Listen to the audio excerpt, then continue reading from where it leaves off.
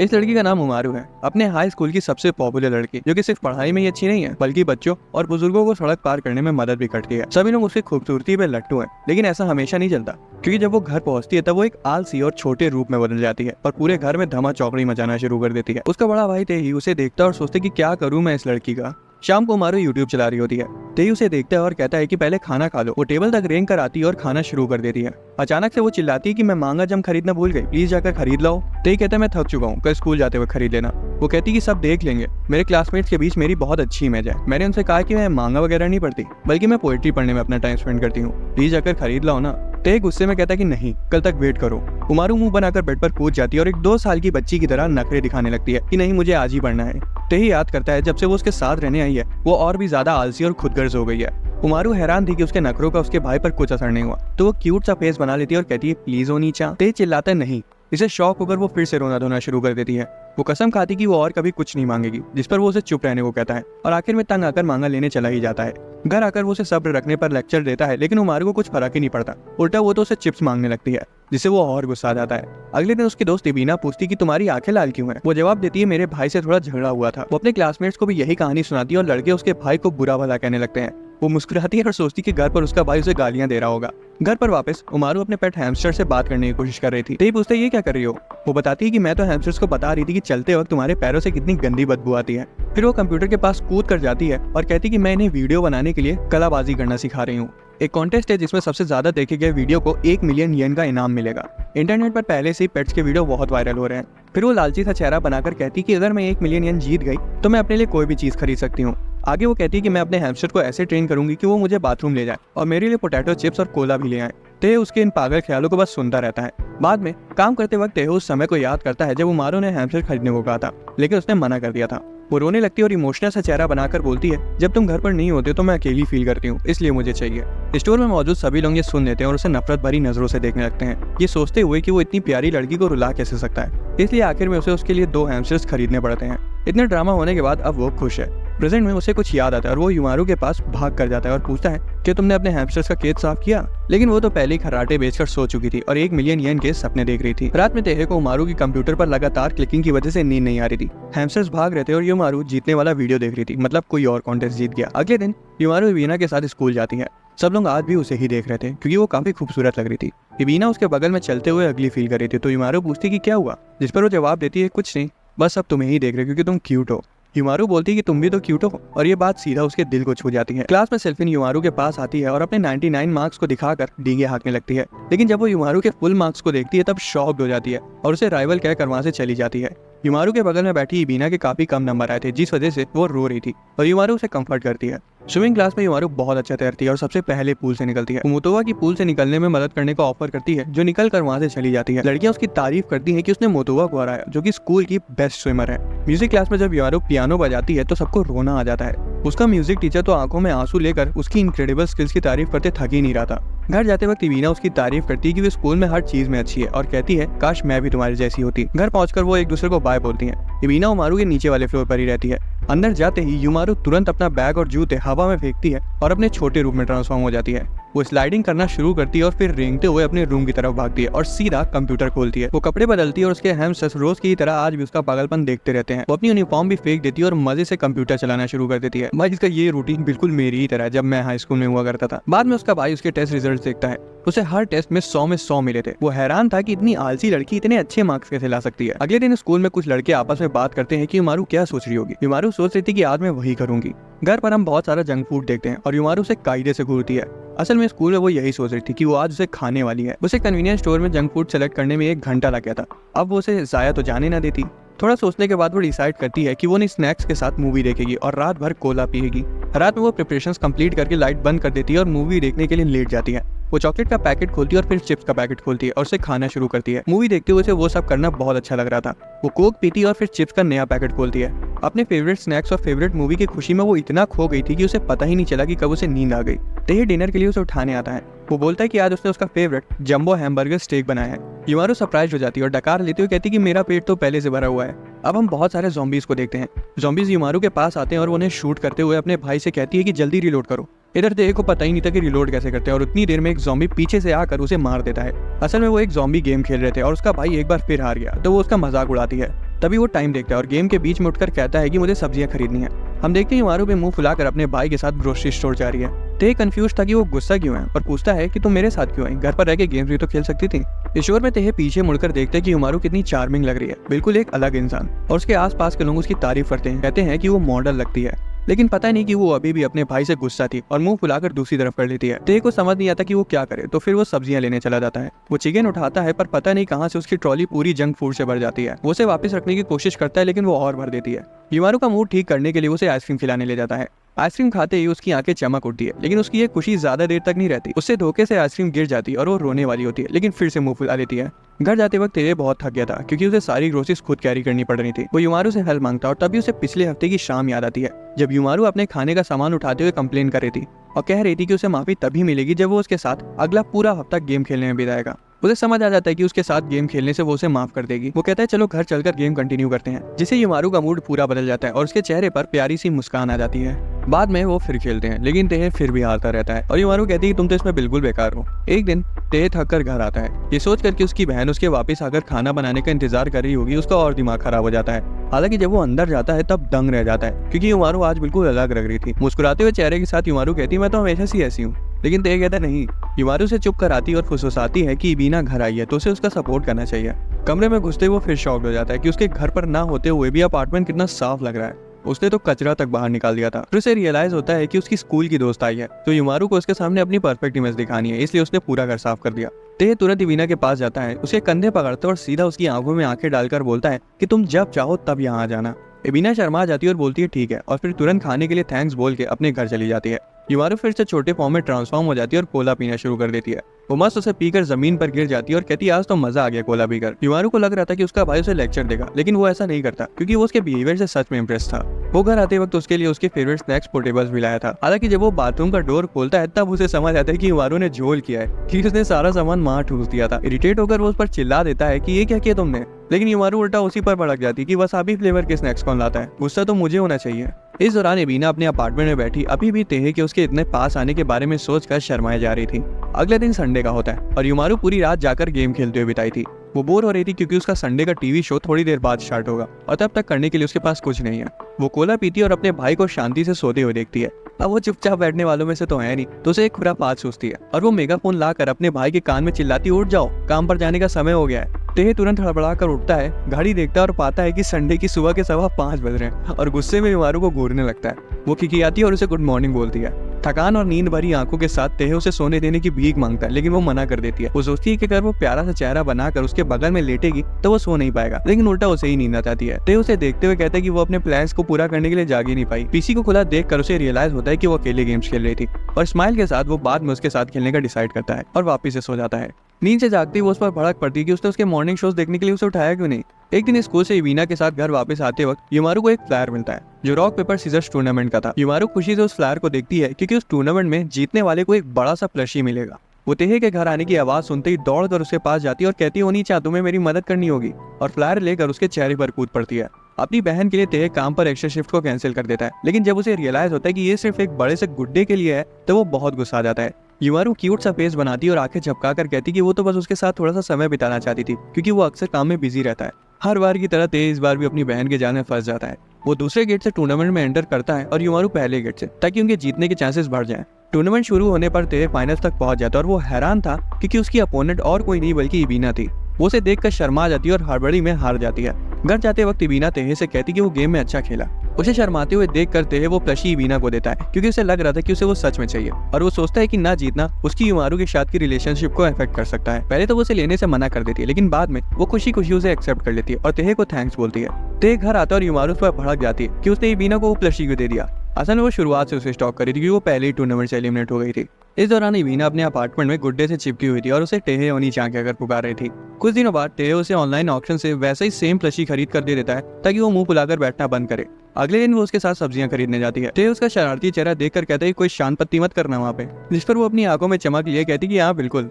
हालांकि उसे तो पता ही था कि वो जरूर कुछ ना कुछ शैतानी करने वाली है।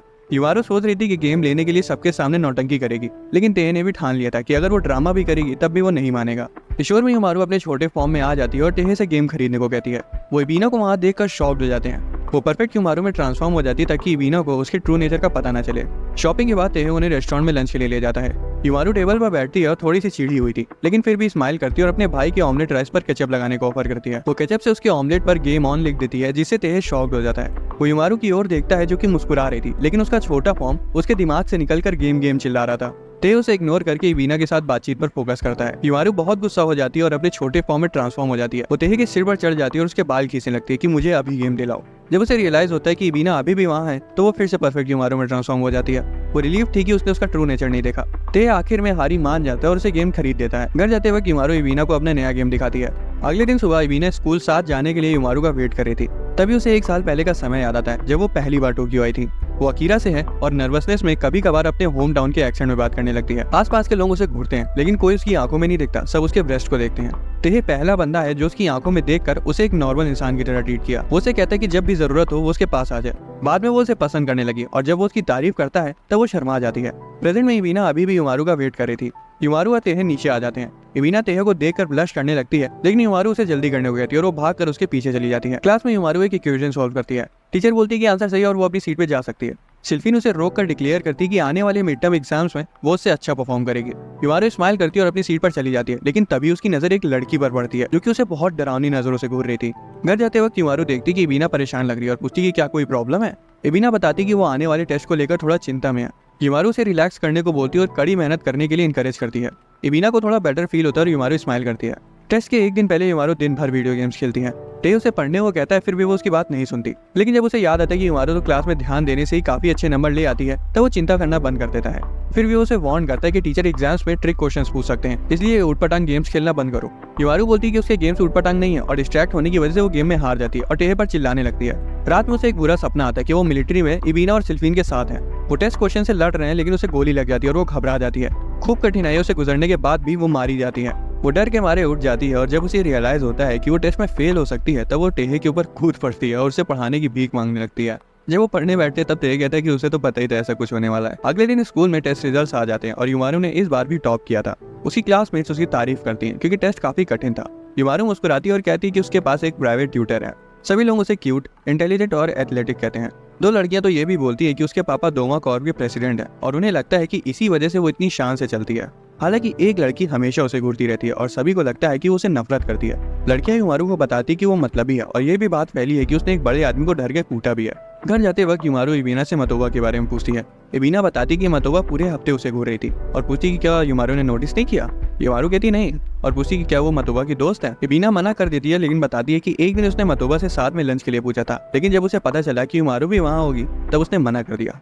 युमारू खुद को दोषी मानने लगती कि अनजाने में उसी ने कुछ कर दिया होगा, लेकिन इवीना कहती कि उसकी कोई गलती नहीं है और उसे लगता है कि मतोबा भी बुरी लड़की नहीं है।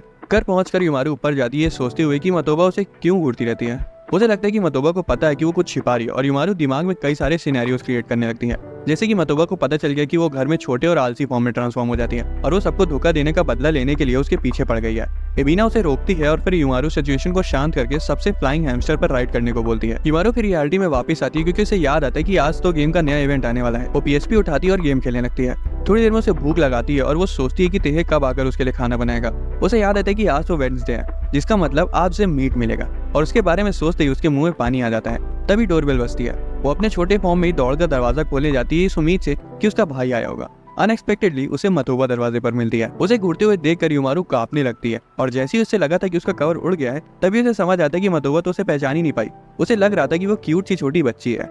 घर के अंदर युमारू सोचती कि उसने उसे अंदर क्यों बुला लिया। मतोबा नर्वस लग रही थी। युमारू से बात करने की कोशिश करती है, लेकिन मतोबा बीच में ही रोककर खुद को इंट्रोड्यूस ना करने के लिए माफी मांगती है और बोलती है कि मैं मतोबा कोरी हूँ। फिर मतोबा पूछती है कि क्या वो युमारू की छोटी बहन है। युमारू थोड़ी सी सरप्राइज हो जाती है, लेकिन वो तुरंत मान जाती है कि वो युमारू की छोटी बहन कमारू है। मतोबा कहती है कि वो बिल्कुल अपनी बड़ी बहन जितनी खूबसूरत है। दूसरी तरफ युमारू सोच रही थी कि आखिर यहाँ तक आई कैसे। मतोबा बताती कि वो युमारू को स्टॉक नहीं कर रही थी, वो तो बस उसकी स्टूडेंट आईडी लौटाने आई थी जो कि उसने गुमा दी थी। वो युमारू की फ्रेंड बनने में भी इंटरेस्टेड थी क्योंकि वो उसे काफी एडमायर करती है। युमारू थैंक्स बोलती है। मतोबा एक्साइटेड होकर पूछती कि क्या वो उसे मास्टर कहकर बुला सकती है। इसी दौरान तेहे घर आ जाता है और युमारू को छोटे फॉर्म में अपनी क्लासमेट से बात करते हुए देखकर हैरान था। युमारू मतोबा को अपनी नए दोस्त के रूप में इंट्रोड्यूस करती है। उसे ग्रीट करने की कोशिश करता है, लेकिन उसके कोड क्लियर को देखकर तेहे कांप जाता है। युमारू को रियलाइज होता है कि मतोबा बच्चों को छोड़कर सबसे बात करने में घबराती है। अगले दिन स्कूल में स्विमिंग प्रैक्टिस के वक्त युमारू सबसे पहले आती है। कोच नया रिकॉर्ड सेट करने के लिए उसकी तारीफ करते हैं। इवीना शुरुआत में ही डूब गई थी और सिल्फीन गुस्से में थी। युमारू अपने गॉगल्स निकालती है। मतोबा दूर से उसकी खूबसूरती को एडमायर कर रही थी। एक दिन मतोबा अपनी मास्टर कुमारू से मिलने आती है और दिन में सपने देखने लगती है कि कुमारू एक क्वीन है और वो उसकी पर्सनल गार्ड। ये सब सोचकर वो शर्मा जाती है। कुमारू से देख लेती है और पूछती कि क्या हुआ। मतोबा कहती कुछ नहीं। वो उसे पूछने की कोशिश करती कि वो युमारू से दोस्ती कैसे करे, लेकिन आखिर में शर्म के मारे नहीं पूछ पाती। अगले दिन स्कूल में मतोबा हॉलवे में बहुत कोल्डली चल रही थी और सभी बच्चे उससे डर रहे थे। हालांकि युमारू उसे देखती है और भागकर उसके पास आ जाती है।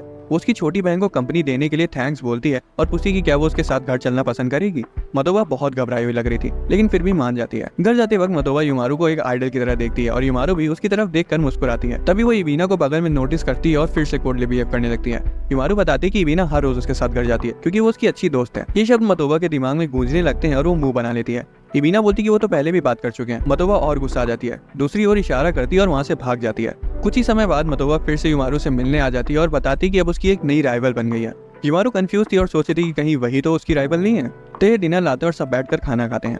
दूसरे सीन में टेह और युमारू साथ बैठकर एक हॉरर मूवी देख रहे थे।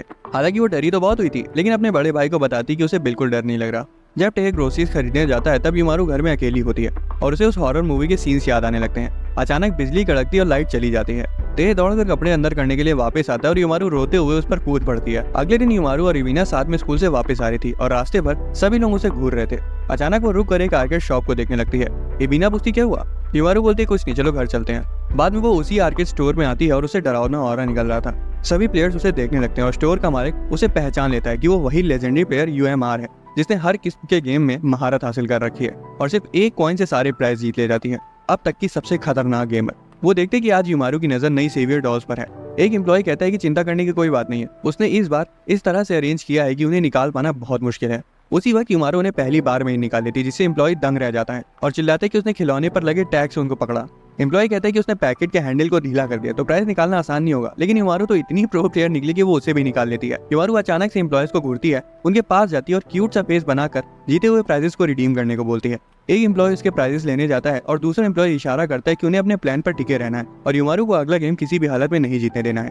हालांकि वो फिर से जीत जाती है और वो अपना माथा पीट लेते हैं। घर पर टेह सरप्राइज था कि वो इतने सारे प्राइजेस जीत लाई। वो बोलता है कि तुम इतने सारे क्यों ले आई। युमारू बोलती है कि उसे अलग अलग रंग के चाहिए थे। उस रात युमारू तो चैन से सो रही थी, लेकिन टेह गुस्से में था क्योंकि वो खुद तो मजे से सो गई और सारे खिलौने उसकी तरफ कर दी।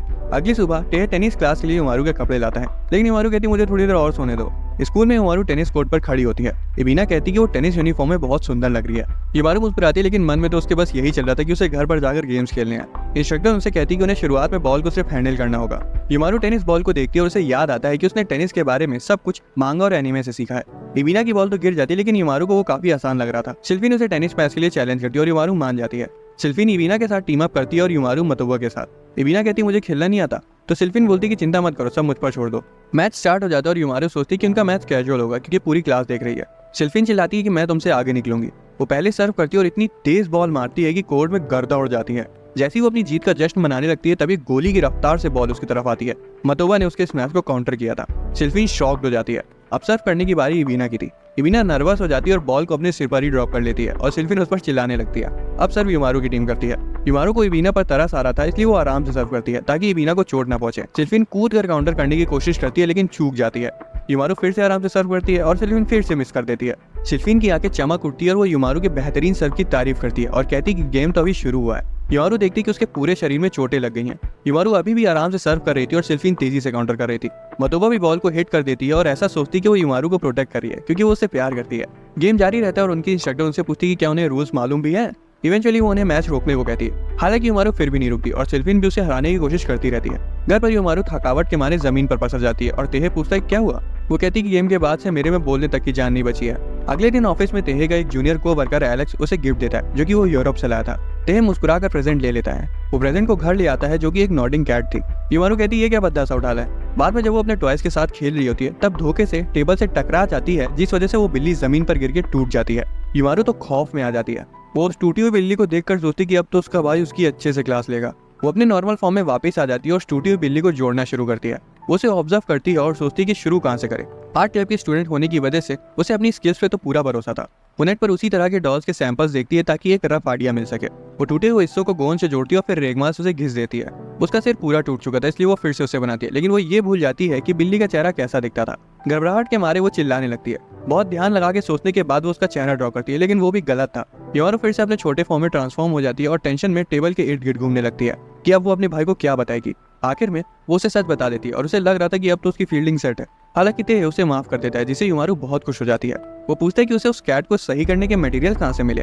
खिखियाते हुए वो उससे कहती है कि उसने उसके कार्ड से खरीदे। तेहे चिल्लाता है कि तुम्हें मेरा पिन कैसे मालूम चला। अगले दिन युमारू गेम्स खेलने में बिजी थी और कॉम्बोज को नोटबुक में लिख रही थी। तेहे घर आता है और देखता है कि एक गेम टूर्नामेंट का इन्विटेशन रखा हुआ है। युमारू उससे उसके साथ चलने को कहती है। टूर्नामेंट के दिन तेहे और युमारू आर्केड स्टोर में आते हैं। युमारू कहती है कि वो साइन इन करने जा रही है। जैसे ही वो जाती है, तेहे का को-वर्कर एलेक्स वहां आ जाता है। वो बताता है कि वो उसकी बहन के लिए आया है। अचानक लाइट्स ऑफ हो जाती हैं और उन्हें एक बड़ा सा धमाका सुनाई देता है। तेहे तो इतनी भीड़ देखकर शॉक्ड हो जाता है। एलेक्स बताता है कि ये टूर्नामेंट फाइटिंग गेम के असली किंग को ढूंढने के लिए होल्ड किया गया है। एक एम्प्लॉय सारे प्लेयर्स को इंट्रोड्यूस करना शुरू करता है। पहली प्लेयर और कोई नहीं बल्कि साल दर साल जीतने वाली UMR थी। तेहे तो शॉक्ड था अपनी बहन को वहां देखकर। एलेक्स टूर्नामेंट के लिए काफी एक्साइटेड था, इसलिए तेहे भी यही प्रिटेंड करता है। अगली प्लेयर थी UZR, फिर JNV, CHJ, DDT और फिर SKH। युमारू इतने सारे चैंपियंस को देखकर थोड़ी सी घबरा गई थी, लेकिन ठान ली थी कि उसे ही जीतना है। आखिर में लास्ट प्लेयर को इंट्रोड्यूस किया जाता है, TSF, जो कि सिल्फीन थी।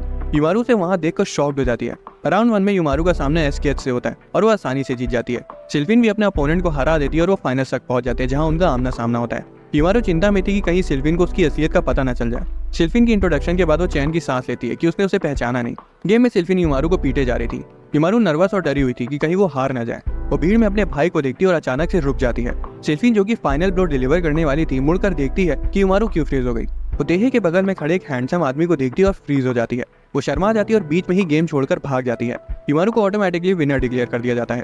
सिल्फीन भागकर बाहर चली जाती है, लेकिन अचानक से कोई उसका हाथ पकड़कर उसे रोक देता है। वो मुड़कर देखती है कि वो एलेक्स है और उसका चेहरा पूरा लाल हो जाता है। अगले दिन स्कूल में युमारू को सिल्फीन की चिंता हो रही थी। हालांकि वो युमारू के पास आती है और कहती कि इस बार तो वो टेस्ट में उससे अच्छे मार्क्स ला कर रहेगी। युमारू मुस्कुराती है कि सिल्फीन ठीक है और हमेशा की तरह बिहेव कर रही है। स्कूल में सभी लोग सेमेस्टर के रिजल्ट देख रहे थे। युमारू फिर से क्लास में फर्स्ट आई थी।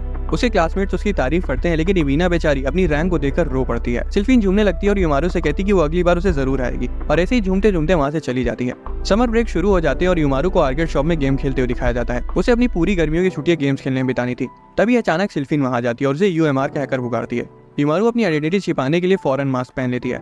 सिल्फीन पास आती है और युमारू को चैलेंज करती है। वो कॉइन गेम से शुरुआत करते हैं। खेलते वक्त सिल्फीन धोखे से 5000 कॉइन्स जीत जाती है।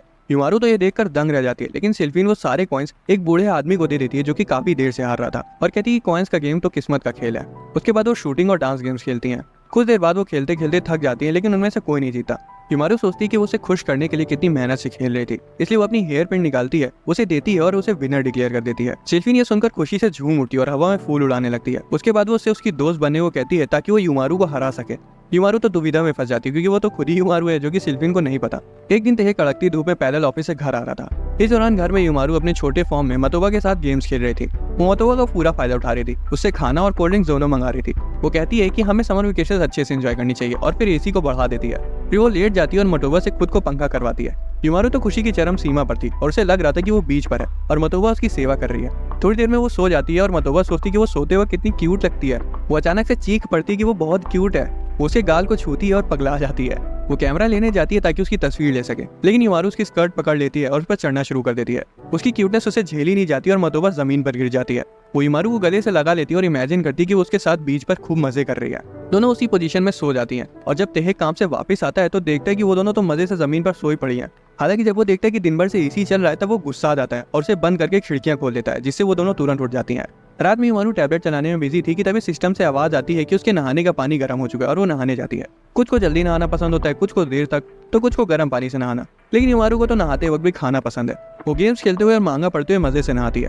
वो अपनी फेवरेट फ्लेवर्ड आइसक्रीम खाती है, जिससे उसकी दिन भर की थकान मिट जाती है। तभी युमारू नोटिस करती कि बाथ टब में बुलबुले बनना बंद हो गए। वो दुखी हो जाती है क्योंकि उसके भाई ने पहले ही उसे डांट रखा है कि वो बबल मेकर्स को एक बार में एक से ज्यादा यूज ना करे। वो चुपके से तौलिया लपेट के अपने भाई के कमरे में जाती है जब वो काम में बिजी होता है। वो खूब सारे बबल मेकर्स उठा लेती है और चुपचाप बाथरूम में वापस जाने लगती है। तेहे की कीबोर्ड की आवाज से वो थोड़ा सा घबरा जाती है और उसे लगता है कि अब उसकी लंका लगने वाली है, लेकिन तेहे ने नोटिस नहीं किया था और वो तुरंत बाथरूम में वापस चली जाती है। बाथटब में बैठी युमारू बहुत खुश थी क्योंकि काफी सारे बबल्स बन रहे थे। उसे काफी रिलैक्स महसूस होता है, लेकिन थोड़ी देर में उसे प्यास लगने लगती है। बात लेने के बाद वो कोला की एक पूरी बोतल गटक जाती है। तेहे उसे वार्न करता है कि एक साथ इतनी कोला मत पियो, लेकिन वो नहीं मानती। वो दौड़कर कॉफी लेने जाती है और जमीन पर पड़े पानी से फिसल जाती है और पूरी कोला अपने ऊपर गिरा लेती है। अगले दिन कपड़े सुखाते वक्त टेह नोटिस करता है कि युमारू के पास घर के कपड़ों के नाम पर सिर्फ हैमस्टर हुडीज हैं। ड्रॉर में भी सेम हुडीज रखी थी। वो उसे बुलाता है और पैसे देता है। वो इतने सारे पैसे देखकर बावली हो जाती है और बोलती कि तुम मुझे किसी चीज के लिए घूस दे रहे हो ना। टेह कहता है ये शॉपिंग के लिए है, जाओ जाकर अपने लिए कुछ कपड़े खरीद लो। अगले दिन वो इवीना के साथ शॉपिंग करने जाती है। मतोबा भी उनका इंतजार कर रही थी। युमारू इवीना को बताती कि उसने मतोबा को इनवाइट किया है। वो मतोबा के पास जाती है और मतोबा युमारू को साथ बुलाने के लिए थैंक्स बोलती है। लेकिन वो इवीना को वहाँ देखकर चिढ़ जाती है क्योंकि उसे लग रहा था कि वो अकेली युमारू के साथ शॉपिंग करेगी। मॉल में इतने सारे स्टोर्स को देखकर वो एक्साइटेड हो जाती है। वो एक स्टोर में घुसती है और युमारू एक बहुत महंगी ड्रेस को देखती है और कैलकुलेट करती है कि इतने में तो 60 कोला आ जाएंगी। दुकानदार उनके पास आके पूछती क्या उन्हें वो ड्रेस पसंद है, लेकिन मतोबा उसे ऐसे घूरती है जिससे वो डर के वापस भाग जाती है। युमारू नोटिस करती कि उनकी अभी भी नहीं बन रही है। वो उनका हाथ पकड़ती है और बोलती कि चलो साथ में कपड़े ट्राई करते हैं। वो पहले बिकिनी पहनती हैं, फिर एक क्यूट आउटफिट ट्राई करती हैं और भी कई सारे ड्रेसेस ट्राई करती है जिनमें वो काफी प्यारी लग रही थी। बुटीक शॉप जाने के लिए जब वो गेम शॉप के बगल से गुजरती है तब उसकी नजर एक पोस्टर पर पड़ती है जिससे उसकी आंखें चमक उठती हैं। वो मॉन्स्टर फैंटेसी 5 का पोस्टर था जो गेम अभी अभी रिलीज हुआ है। वो कंफ्यूज हो जाती कि वो क्या खरीदे। उसके भाई ने तो सिर्फ कपड़े खरीदने को कहा था। आखिर वो गेम खरीद कर आधे से ज्यादा पैसे उड़ा देती और सस्ते कपड़े खरीद लेती है। घर पर टेह उसके कपड़े चेक करते और पूछते कि ये सादे से कपड़े क्यों ले आई। वो जवाब देती कि ये तो ट्रेंड कर रहे हैं। अगली सुबह टेह खाना लेकर आता है और युमारू को जगाता है। वो बिस्तर पर ही पड़ी रहती है और वो उसे बताता है कि गर्मियों की छुट्टियां खत्म हो चुकी हैं। युमारू को और सोना था, लेकिन टेह कहता है नहीं, उठो और चुपचाप खाना खाओ। वो रेंगते हुए टेबल तक जाती है। उसे याद दिलाता है कि बीना उसका इंतजार कर रही होगी, इसलिए उसे जल्दी जल्दी खाना चाहिए। युमारू अपनी आंखें मिचोलती है और खाना शुरू कर देती है और कुछ ही देर में वहीं बैठे बैठे खराटे बेचकर सो जाती है। ये देखकर टेह उस पर चिल्ला पड़ता है। इधर बीना बाहर बिल्ली के साथ खेल रही थी और युमारू का वेट कर रही थी। उनके आने के बाद तीनों साथ में स्टेशन तक जाते हैं। ऑफिस में टेह का कलीग बॉम्बा सीट पर ही बैठे बैठे थकान के मारे पसर जाता है। एलेक्स उसे अपनी तरफ बुलाता है क्योंकि उसका कंप्यूटर फ्रीज हो गया था। टेह चेक करता है और दूसरी विंडो में खुली हुई कैट गर्ल सिमुलेशन को देखकर शॉक हो जाता है। बाद में उसका बॉस उसे कुछ पेपर वर्क देता है और वो उसे फोटोकॉपी करने जाता है। अचानक उसके सीनियर उसे बड़े प्यार से हाय बोलती है जिससे टेह शॉक हो जाता है। लंच के वक्त एलेक्स और बॉम्बा कहते हैं कि तुम्हारे लिए तो बहुत बड़ी बड़ी चीजें रखी है, क्या तुम्हारी गर्लफ्रेंड ने बनाई। वही सीनियर उसकी बातें पीछे छुपकर सुन रही थी और थोड़ा सा चिढ़ भी जाती है कि कहीं टेह की पहले से कोई गर्लफ्रेंड तो नहीं है। वो उनसे झूठ बोल देता है कि उसकी छोटी बहन लंच बनाती है और पीछे उसे सुनकर चैन की सांस आती है। वो पूछती है कि क्या उसकी बहन क्यूट है। टेह मन में युमारू के बारे में सोचता है और फिर कहता नहीं, वो एवरेज है। ऑफिस के बाद टेह मीट खरीदने के लिए दुकान जाता है। वो घर आता है और जैसे ही दरवाजा खोलता है तो देखता है कि रोज की तरह युमारू आज भी सारा सामान बिखेर कर खराटे बेच के सो रही है। वो मुस्कुराता है और सीधा उसे हवा में उड़ा देता है। युमारू बेचारी हड़बड़ा कर उठती है और पूछती क्या हुआ, भूकंप आया था क्या। वो कहता नहीं, डिनर का समय हो गया है। रात में जब युमारू पढ़ रही थी तब टेह आता है और कहता है कि चलो अब सोने का समय हो गया। युमारू कहती मैं अभी नहीं सो रही, लेकिन फिर भी टेह लाइट बंद कर देता है जिससे उसको जबरदस्ती सोना पड़ता है। टेह के सोने के कुछ देर बाद वो फिर से लाइट ऑन कर देती है और अपना फेवरेट गेम और मांगा निकाल कर चिप्स खाते हुए उसे खेलने लगती है। उसके हैमस्टर उसे अपने बिल से निकल के देख रहे थे। युमारू फ्रिज में कोला ढूंढती है लेकिन वो खत्म हो चुके थे जिस वजह से वो उदास हो जाती है। वो चुपचाप घर से बाहर आती है और बाहर पूरा अंधेरा था। वो दुकान जाके कोला खरीदने का सोच रही थी लेकिन डरी भी थी कि कहीं कोई पागल उसका पीछा न करने लगे। वो सोचती कि अगर ऐसा कुछ हुआ तो मैं उसे कराटे चॉप दे दूंगी। अचानक से अंधेरे में कुछ चमकता और वो चिल्लाने लगती है। हालांकि वो सिर्फ एक बिल्ली थी। युमारू वहाँ से निकल जाती है और स्टोर पर पहुंच जाती है। अंदर जाके वो सोचती रात में सिर्फ एक ही वर्कर क्यों है यहाँ पे, सुबह तो इतने सारे होते हैं, रात में भी मदद करने के लिए कोई होना चाहिए। फिर वो कोला लेकर वहाँ से निकल जाती है। रास्ते में वो बहुत खुश थी कि अब वो अपनी रात अच्छे से बिता पाएगी। घर पहुंचने पर वो सोचती कि आराम से अंदर जाएगी ताकि टेह उठ न जाए, लेकिन वो तो पहले से उसका इंतजार कर रहा था और बहुत गुस्से में था। वो पूछता है कहाँ थी तुम। वो डर जाती है और बोलती कि मैं तो बस दुकान गई थी। टेह चिल्लाते कि पता है कितना खतरनाक है, अगर कोई पागल तुम्हारे पीछे पड़ जाता तब। अगली सुबह युमारू बीना के साथ स्कूल जा रही थी और सोच रही थी कि वो कल पूरी रात जागी है। बाद में घर पर युमारू अपने गुड्डे के साथ कराटे प्रैक्टिस कर रही थी, ये सोचकर कि हो ना हो कभी उसे इसकी जरूरत पड़ ही जाएगी। अगली सुबह युमारू अपने बिस्तर से चिपक गई थी और जिद कर रही थी कि उसे स्कूल नहीं जाना है क्योंकि टेह की भी आज छुट्टी है। वो उसे याद दिलाता है कि वो पूरी गर्मियों की छुट्टियां घर पर ही तो थी और कितना बिस्तर से चिपकी रहेगी। आखिर में वो हारी मान जाती है और उसे बीना के साथ स्कूल जाना पड़ता है। उसके जाने के बाद टेह घर साफ करने का सोचता है, लेकिन उसे याद आता है कि वो तो रात में ही पूरा घर चमका के सोया था। फिर भी वो वैक्यूम करने लगता है और तभी उसे कबर्ड के नीचे चिप्स का पैकेट मिलता है और उसे समझ आता है अच्छा तो वो छोटी डॉन पूरी रात जागी हुई थी। उसके बाद वो हैमस्टर्स को खाना देता है और सोचता है कि अब उसे क्या करना चाहिए क्योंकि कोई काम तो बचा नहीं है। फिर वो युमारू के बारे में सोचने लगता है कि वो हमेशा उसे परेशान करती है और अलग अलग चीजें मांगती रहती है। इधर हैमस्टर्स मजे से अपना खाना खा रहे थे। अचानक से वो रियलिटी में वापस आ जाता है। वो खड़ा होता है और कहता है कि मुझे कुछ करना होगा। इस दौरान स्कूल में युमारू सोच रही थी कि उसका भाई उसके बिना कितने मजे कर रहा होगा और उसे स्कूल में पढ़ाई करनी पड़ रही है। घर पर टेह इंस्टा चला रहा था कि तभी उसे लजीज पोर का एक ऐड दिखता है। वो फिर किचन में जाता है और रेसिपी देखते हुए उसे बनाना शुरू कर देता है। उसे गैस पर चढ़ाकर वो रूम में बैठकर कॉफी पीता है। अब बेचारे को समझ नहीं आ रहा था कि वो क्या करे, इसलिए वो लेट जाता है और धीरे से उसकी आंख लग जाती है। वो सपना देखता है कि युमारू अपने छोटे फॉर्म में उसके साथ खेल रही है। उसकी आंखें खुलती है तो वो उसके बिल्कुल सामने होती है। युमारू उसे डांटती कि उसने पूरा दिन सोते हुए बर्बाद कर दिया। रात में टेह कंप्यूटर खोलकर अपना काम करता है। जैसे ही वो कॉफी की पहली सिप लेता है तभी युमारू उसे पीछे से डरा देती है और वो पूरी कॉफी थूक देता है। वो उसे नया गेम दिखाती है जिसे वो काफी जल्दी लेवल अप कर ली, लेकिन टेह को उसमें कोई इंटरेस्ट नहीं था क्योंकि वो काम में बिजी था। युमारू मुंह बनाकर कहती है अच्छा अब मेरे से ज्यादा काम जरूरी हो गया तुम्हारे लिए। टेह बोलता है दिमाग मत खराब करो मेरा, मुझे काम करना है। इसके बाद वो हमेशा से उसे काम करते करते वक्त परेशान करना शुरू कर दी। कभी वो उसे नया फ्लेवर का चिप्स दिखाती तो कभी कोई नया गेम, कभी कभी तो वो उसकी टी शर्ट खींच कर उसे अपने साथ ही ले जाती। इन सबसे तंग आकर टेहे कमरे को डिवाइड करने का फैसला करता है। युमारू अपने हैमस्टर्स को खाना खिला रही होती है और पूछती कैसा डिवाइडर। टेहे पेपर पर ड्रॉ करके बताता है कि वो कमरे में कर्टन्स लगा के उसे डिवाइड कर देंगे। युमारू सोचती कि अगर उसकी खुद की जगह हुई तब तो वो जब चाहे तब सो सकती है। दूसरी तरफ टेहे सोच रहा था कि पर्सनल स्पेस होने की वजह से वो अपना काम अच्छे से कर पाएगा। वो बोलता है ठीक है चलो मैं पर्दा लगाता हूँ। पर्दा लगते ही युमारू खुशी के मारे जमीन पर लौटने लगती कि अब तो उसे खुद की स्पेस मिल गई। वो सारा टेहे काम कर रहा था। युमारू को उसे कुछ दिखाना था लेकिन फिर उसे याद आता है कि अब तो उनका रूम डिवाइड हो चुका है। वो दुखी चेहरा लेकर उसकी तरफ झांकती है लेकिन टेहे के मुड़ते ही वापस चली जाती है। वो बार बार झांकना शुरू कर देती है, इसलिए आखिर में टेहे पूछ लेता है क्या हुआ। मुंह बनाकर कहती है कुछ नहीं। अचानक से युमारू उसे अपनी तरफ बुलाती है लेकिन जैसे ही वो देखता है वो गायब हो जाती है। युमारू फिर से उसे पीछे से छेड़ने के बारे में सोचती है लेकिन जैसे ही वो पीछे मुड़ता है वो तुरंत अपनी तरफ भाग जाती है। फिर वो उसे बुलाता है और वो झांकती है। वो कहता है कि पर्दा होने की वजह से कमरा काफी छोटा लग रहा है, चलो इसे हटा ही देते हैं। और युमारू मुस्कुराती है। अगले दिन से ही फिर से वो अपने भाई को परेशान करना शुरू कर दी। अगले सीन में हम मतोबा को युमारू को चीयर करते हुए देखते हैं जो कि गेम खेल रही थी। अचानक से वो डर जाती है जब टेहे उसे बताता है कि वो उनके लिए कोला लाया है। टेहे को लग रहा था कि शायद अभी भी वो उसके साथ कंफर्टेबल नहीं हुई है। युमारू मतोबा के साथ एक गेम खेलने को बोलती है लेकिन वो मना कर देती है। वो रोने वाला चेहरा बना लेती है इसलिए मतोबा मान जाती है। अब वो सब बैठकर गेम ऑफ लाइफ नाम के गेम को खेलना शुरू करते हैं और युमारू गेम को स्टार्ट करती है। पहली बारी उसकी थी। वो चक्का घुमाती है और दौड़ने लगती है। जब वो रुकता है तब हमें पता चलता है कि युमारू को एक मांगा आर्टिस्ट का रोल मिला है और साथ ही साथ 10 मिलियन येन भी। युमारू बहुत खुश थी और टेहे और मतोबा हैरान थे। अब टेहे की बारी थी। वो चक्का घुमाता है और भागना शुरू करता है। उसके रुकने पर उसे करियर चेंज करने का ऑप्शन मिलता है। दोनों उसे देखने लगती हैं और टेहे सोच में पड़ जाते हैं कि अब वो कौन सा करियर चूज करे। गेम आगे बढ़ते और युमारू 50 मिलियन जीत जाती है जिससे वो एक टापू खरीद लेती है और रानी की तरह रहती है। दूसरी तरफ टेहे खूब मेहनत करके 5 मिलियन येन इकट्ठा करता है। वो अपना रेस्टोरेंट खोलता है और शेफ बन जाता है। अब उस गेम में उसकी एक फैमिली थी जिसमें उसकी वाइफ और 3 बच्चे हैं। मतोबा एक टॉप लेवल की स्विमर बन जाती है और उसके पास 10 मिलियन येन भी आ जाते हैं लेकिन वो एक केले के छिलके से फिसल कर गिर जाती है जिसके बाद से ही उसका बैड लक शुरू हो जाता है। वो बहुत गरीब हो जाती है और काफी कर्जे में डूब जाती है। टेहे अपना रेस्टोरेंट बंद करके उसकी मदद करने का फैसला करता है। युमारू कहती है तुम भी मतोबा की तरह गरीब हो जाओगे। टेहे कहता है कोई बात नहीं, मुझे मतोबा की मदद करनी है, जिससे युमारू खुश हो जाती है। युमारू मतोबा के पास जाती है जो कि सस्ती मद्दी जॉब करके अपना खर्चा निकाल रही थी। वो कहती है हारी मत मानो और उसे एक नई जगह ले जाती है। मतोबा काफी खुश हो जाती है और टेहे भी उसकी मदद करने के लिए वहीं था, जिसे देखकर वो ब्लश करने लगती है और धोखे से रिमोट तोड़ डालती है। वो रोने लगती है और युमारू से इसे तोड़ने के लिए सॉरी बोलती है। अब 26 सितंबर आ जाता है और आज युमारू का बर्थडे है। वो अपनी बनाई हुई लिस्ट को देखती है जिसमें वो सब था जो कि वो टेहे से मांगना चाहती थी। जैसे ही टेहे उठता है वो फिसल के उसके पास आ जाती है और बोलती है गुड मॉर्निंग ओनीचा। वो ब्रश करने जाता है और वो उसके पीछे पीछे आती है। वो ब्रश करने लगता है और युमारू सोचती है ओनीचा जबरदस्ती अनजान बनने का नाटक क्यों कर रहे हैं, पक्का उनके पास मेरे लिए कोई सरप्राइज होगा। वो उसे आंख मारने लगती है लेकिन जल्दी उसे रियलाइज होता है नहीं, टेहे को सच में उसका बर्थडे याद नहीं है। बाद में वो टेहे को बाय बोलकर स्कूल चली जाती है। स्कूल जाते वक्त वो अपने फोन को चेक करती है पक्का करने के लिए कि क्या सच में आज 26 सितंबर ही है ना, कहीं उसे कोई धोखा तो नहीं हुआ है। क्लास में उसके क्लासमेट्स उसका बर्थडे सेलिब्रेट करते हैं। युमारू ने उसका बर्थडे याद रखने के लिए थैंक्स बोलती है। इबीना कहती है हम कैसे भूल जाते हैं। मतोबा क्लास के बाहर खड़ी थी और छुप के उनके सेलिब्रेशन को देख रही थी। जब युमारू उसे देखती है तो वो उसे अंदर बुला लेती है। हालांकि मतोबा शर्मा रही थी लेकिन फिर भी अंदर आती है और उसे गिफ्ट देती है। युमारू उसे थैंक्स बोलती है। बाद में जब युमारू अपने गिफ्ट को लॉकर में रख रही थी तब वो काफी उदास थी कि सबको उसका बर्थडे याद रहा सिर्फ उसके भाई को छोड़कर। अचानक से टेहे का चेहरा याद आता है जब उसे बाय बोलना था और उसे लगता है कि शायद वो कुछ बड़ा सरप्राइज प्लान कर रहा है। इधर सिल्फी स्कूल के बाहर प्रैक्टिस करी थी कि वो युमारू को फ्लावर्स कैसे देगी और उधर युमारू तो दौड़कर उसके बगल से निकल जाती है। वो जीनों से भागकर ऊपर जाती है, दरवाजा खोलती है और फिसलते हुए सीधा अंदर चली आती है। वो टेहे को देखती है जो कि उसके बर्थडे के लिए पूरे घर को सजा रहा था। युमारू खिखियाने लगती है और टेहे एम्बैरेस हो जाता है कि वो पकड़ा गया। युमारू फिर से उसे चिढ़ाना शुरू कर देती है। अगले सीन में टेहे घर की सफाई कर रहा होता है और युमारू गेम खेलने में बिजी थी। वो टेहे से उसके लिए कोला लाने को बोलती है। टेहे ले आता है और युमारू से थैंक्स बोलती है। फिर वो बाकी का काम करने चला जाता है और सोचता है कि युमारू और भी ज्यादा आलसी हो गई है। अचानक से वो फिर से उसे चिप्स देने के लिए आवाज लगाती है। उसे चिप्स देने के बाद वो कमरे में पड़ा एक खाली डिब्बा फेंकने के लिए उठा ले जाता है। युमारू बीच में उसे ओनीचा कहकर रोक देती है। टेहे मुड़ता है और पूछता है अब क्या हुआ। वो बोलती है बस ऐसे ही रोकने का मन हुआ। टेहे उसे तंग आ गया था। वो बॉक्स को कचड़े की थैली में रखता है और फेंकने चला जाता है और इधर युमारू के हैमस्टर्स दौड़ रहे थे। बाद में हम देखते हैं कि युमारू थोड़ा सा परेशान लग रही है और टेहे से उस बॉक्स के बारे में पूछती है जिसमें उसकी डॉल रखी थी। टेहे उसकी तरफ देखता है और बोलता है कि वो तो मैंने सुबह ही फेंक दिया था। वो सदमे में चली जाती है, उसकी गुड़िया नीचे गिर जाती है।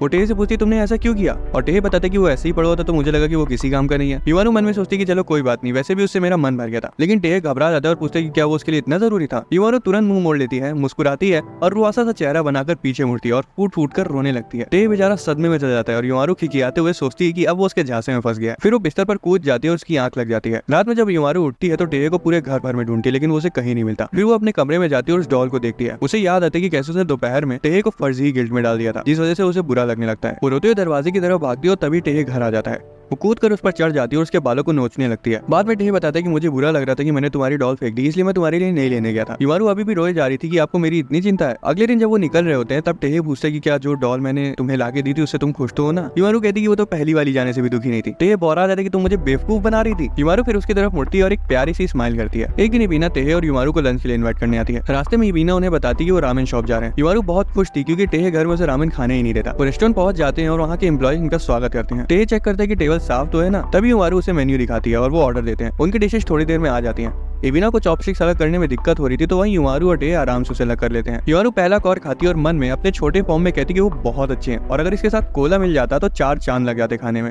हालांकि असलियत में वो उन्हें एकदम नॉर्मली खा रही थी। एविना अपने भरे हुए स्पून को देखती है और फिर युमारू को देखती है कि वो कितनी तमीज से खा रही है। टेहे कंप्लेन करता है कि उसका खाना बहुत ठंडा है और युमारू कहती है कि वो बच्चों की तरह कंप्लेन क्यों कर रहा है। एविना उन्हें देख रही थी और जब वो पूछते हैं कि क्या हुआ तब वो स्माइल करती है और कहती है कुछ नहीं। लंच के बाद वो सभी घर जाते हैं और टेहे और युमारू से ट्रीट के लिए थैंक्स बोलते हैं। एविना रुकती है और याद करती है कि युमारू रामेन खाते वक्त कितना खुश थी। वो दौड़ के उनके पास जाती है और बोलती कि हम फिर कभी आएंगे। अगले सीन में हम एक बार को देखते हैं जहाँ टेहे अपने कलीग बॉम्बा के साथ आया था जो कि अपनी रिलेशनशिप प्रॉब्लम्स को बता के रोए जा रहा था। वो एक बार में ही पूरी बियर गटक जाता है और एक और मंगाता है। फिर वो टेहे से पूछता है कि क्या उसकी कोई गर्लफ्रेंड है। टेहे बोलता है नहीं, लेकिन तुम्हें ऐसा क्यों लगता है। बॉम्बा बताता है कि बाकियों ने कई बार उसे सुंदर लड़कियों के साथ देखा। टेहे बताता है कि उन्होंने शायद उसकी बहन के साथ उसे देखा होगा। बॉम्बा बोलता है कि तुम झूठ बोल रहे हो, कौन लड़का अपनी बहन के साथ शॉपिंग पर जाता है। फिर बॉम्बा गुस्सा आ जाता है और बोलता है कि जब जब मेरे मन में ये ख्याल आता है कि तुम जैसे लड़के के पास भी एक लड़की हो सकती है तब तब मेरा दिमाग खराब हो जाता है। टेहे गुस्सा आ जाता है तो वहीं बॉम्बा मुस्कुराने लगता है और पूछता है कि क्या मैं तुम्हारे घर आ सकता हूँ। टेहे को मना करना था लेकिन वो कह देता है ठीक है, बस ये झूठी खबर फैलाना बंद कर दो कि मेरी कोई गर्लफ्रेंड है। वो ट्रेन पकड़ के टेहे के घर जाते हैं और बॉम्बा बहुत एक्साइटेड था। वो घर आते हैं और देखते हैं कि युमारू अपने छोटे फॉर्म में खराटे बेचकर सो रही है। शुरू में तो उन्हें समझ नहीं आता कि ये चीज क्या है। फिर बॉम्बा जोर से चिल्लाता है, हे भगवान ये कितनी क्यूट है।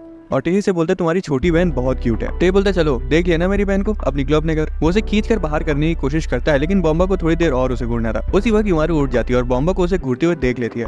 वो जोर से चिल्लाती है और उसके बालों पर कूद कर उसे बिल्ली की तरह नोचने लगती है क्योंकि उसे लग रहा था कि उसके भाई को बिजली का झटका लगने की वजह से उसके बाल खड़े हो गए। बाद में वो बॉम्बा को गुड बाय बोलते हैं। जब बॉम्बा अपने घर पहुंच जाता है तब वो अपनी छोटी बहन के कमरे का दरवाजा खुलता है और वो और कोई नहीं बल्कि मतोबा थी। वो पूछती है क्या, उसका नाम बोलता है, बैठता है और कहता है आओ मैं तुम्हें पीठ पे चढ़ा के घुमाता हूँ। मतोबा गुस्सा आ जाती है और लाठी उठाकर उसे कायदे से धुन देती है। अगले दिन युमारू को देखते जो कि सिल्फिन के साथ आर्केड शॉप आई थी। युमारू से कहती कि उसे कैंडी शॉप जाना है, इसलिए युमारू उसे एक पुरानी दुकान ले जाती है। सिल्फिन बिल्डिंग और वहाँ की 90s की मशीनों को देखकर बहुत एक्साइटेड थी। वो युमारू को उसे वहाँ लाने के लिए थैंक्स बोलती है। दुकान खुली थी इसलिए वो अंदर घुस जाती हैं। युमारू तो इतनी तरह की कोला फ्लेवर से बनी चीजों को देखकर पगलाने लगती है। कोला सुनते ही उसके दिमाग में एक अलग सी लहर दौड़ जाती है। शिल्पी ने एक बड़ी सी गाजर के शेप की कैंडी देखती है और उसे लेते हुए कहती कि उसने इस तरह की कैंडी कभी नहीं देखी। युमारू दुकान में रखी बाकी चीजों को देख रही थी तो वहीं शिल्पी ने अलग अलग रंग की कैंडीज। तभी युमारू को आइसक्रीम शेप की कैंडी मिलती है और वो उनमें से जो भी चाहिए होती है वो सब उठा लेती है। शिल्पिन को एक स्पेशल कैंडी मिलती है जिससे उसकी पुरानी यादें ताजा हो जाती क्योंकि वो कैंडी उसे बचपन में किसी खास ने दी थी। युमारू फिर बोलती है चलो अब इसके पैसे देते हैं। वो इधर उधर देखते हैं और उन्हें एक नोट मिलता है जिसमें लिखा था कि किसी की दुकान पे ना होने पर दादी अम्मा कहकर चिल्लाएं। वो दोनों चिल्लाकर उन्हें बुलाती हैं और उसे खरीद कर दुकान के बाहर चबूतरे में बैठकर मजे से खाती हैं। अगले दिन टेहे युमारू को इतनी सुबह सुबह चिप्स खाने के लिए डांट लगाता है और बोलता है कि फटाफट तैयार हो जाओ, स्कूल के लिए देरी हो रही है। एविना और उसे चौराहे तक छोड़ने के बाद वो ट्रेन से ऑफिस निकल जाता है। ऑफिस में दिन भर काम करने के बाद टेहे थका आ रहा घर वापस आ रहा था। रास्ते में उसे एक प्यारी सी लावारिस बिल्ली मिलती है और वो उसका पीछा करने लगता है। रास्ते में किसी दूसरी बिल्ली के साथ उसका झगड़ा हो जाता है और बाद में वो एक गली में घुस जाती है लेकिन उसका पीछा करते करते टेहे बेचारा खो चुका था। हालांकि उसे याद था कि वो यहाँ कभी तो आया है। अचानक से उसे एक पोस्टर दिखाई देता है और वो उसके पास जाता है।